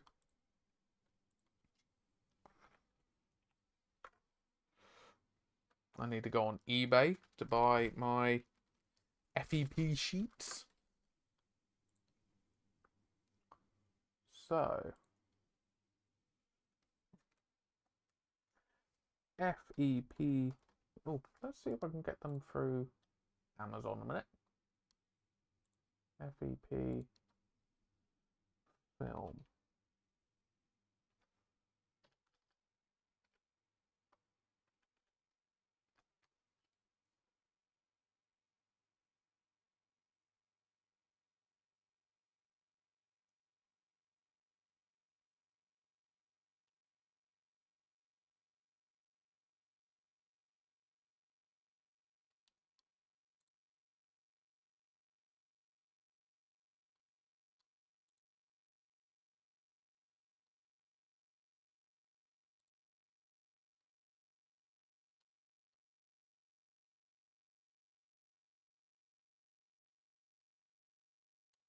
And let's find mono.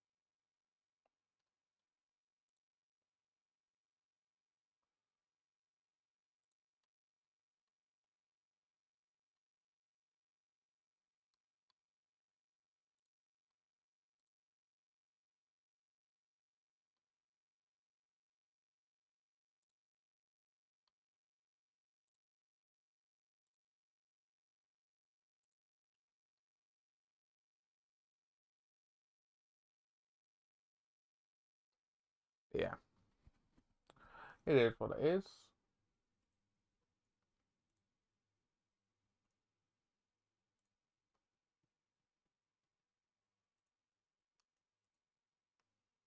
So in my basket, from China on eBay, I've got 2 light curing screen protectors for my mono 4K. Let me just double check.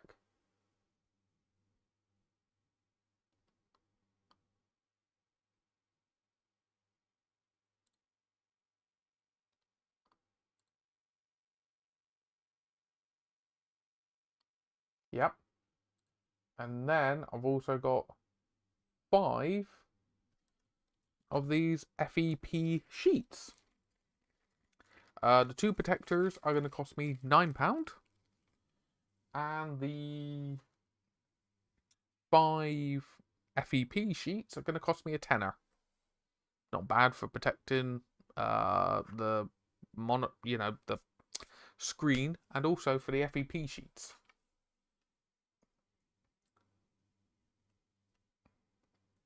And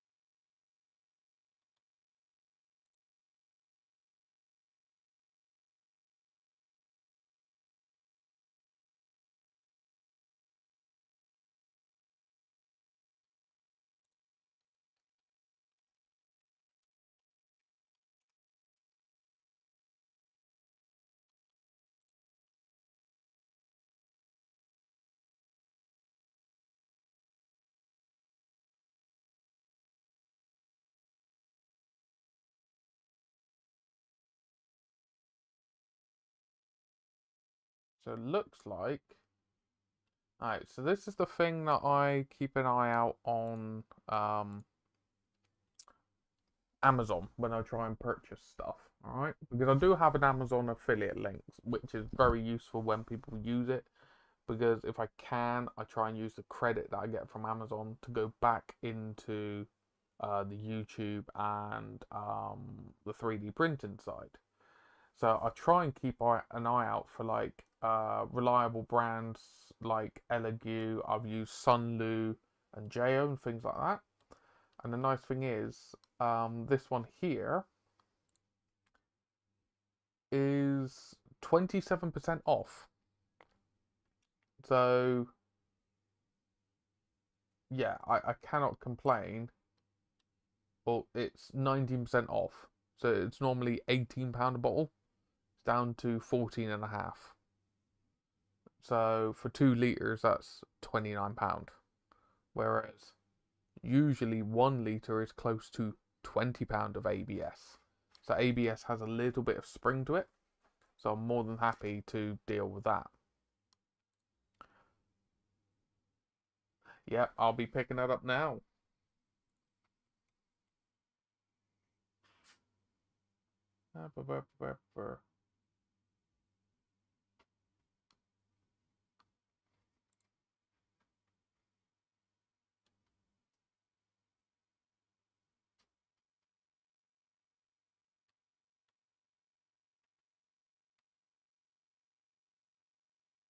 Oh, there was a promotion applied to it as well.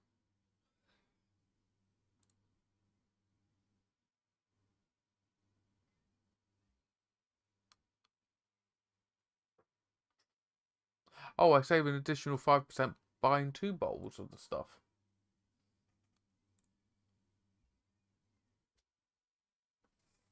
So that's something you've got to be aware of if you're a 3D printer as well. Keep an eye out for little bargains. So I'll be arriving tomorrow.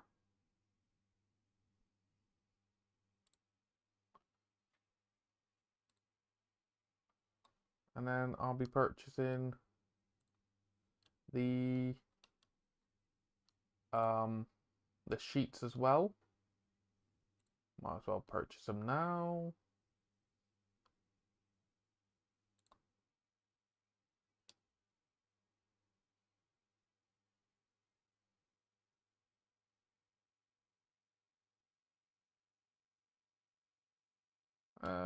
Let's have a look.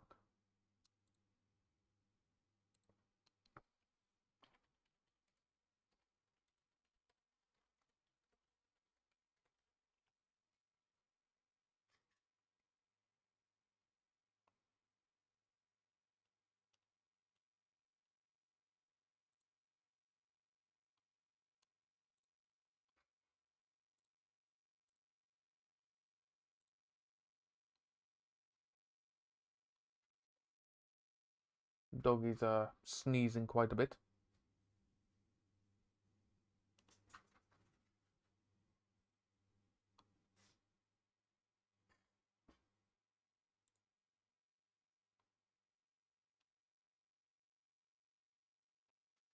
Yeah, so I'll get the FEP sheets by the 12th or 17th of March. And I'll get the screen protectors by the 19th and 24th. So it's all good. So I'll order those now then. And that's something, you know, you've got to be obviously aware of when it comes to stuff is maintaining it. Saturday night, there's not even gonna be a fight. I will torture his body so that his soul learns to be humble. I'm gonna knock him out round 1, bitch. God chose me for this fight. God is the teacher. Derek is the student. Wait. What did he say again? In the name of God. In the name of God. In the name of God, we go to hell. In the name of God. In the name of God. In the name of God, we go to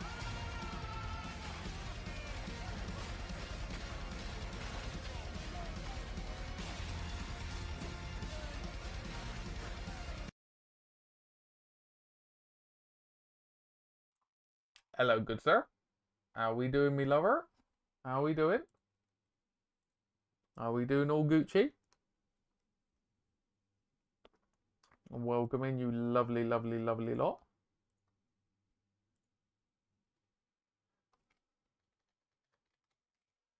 How we keeping? How are we keeping? I was, funnily enough, about to raid off in a wee bit. Doing good, mate. Thought we'd bring some of the riffraff. Ah, it's all good. It's all good. Much appreciated, my good sir. Much appreciated. How was your stream? How did it go? Tell me all your secrets. I won't be up much longer. I need to go beddy buys in a wee bit.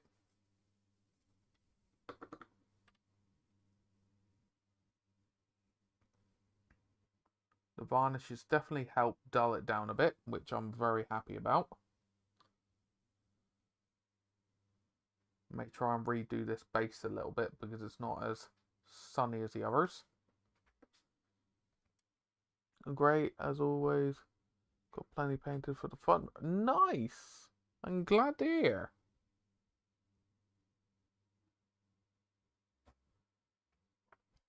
Try not to belch too much, I do apologise. On to the knights. Is that the Old World Knights? Or is that Imperial Knights?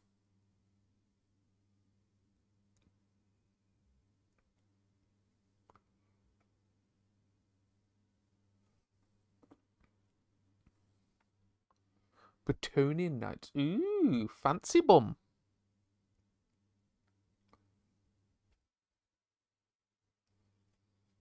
But yeah, if you're not already following Miniature and his lovely other half, go and send them a follow. It's very much appreciated. They do lovely, lovely work, lovely charity work.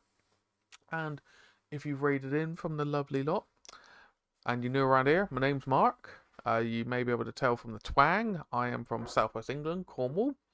Part-time hobbyist, full-time just enthusiast about just enjoying wargaming and all parts of it, from creativity, knowing about the lore, historical side, the terrain, the boards, just the full works. That's why I do YouTube.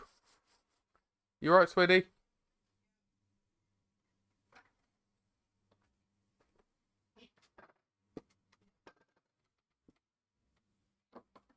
There you go. But yes, I've recently had some fun painting up some piratical ogres for one-page rules, but also I can use them for AOS if I deem fit. Mr. Conquistador Bretonian, sorry, Conquistador Ogre here. It was glorified slap chop. You know, it is what it is. But that there, so the tyrant, 3 ogres, a hunter. No worries, you go and hit the hay, good sir. Go and hit the hay. And 3 saber cats, which I'm using crocodiles for. That's 500 points in one-page rules.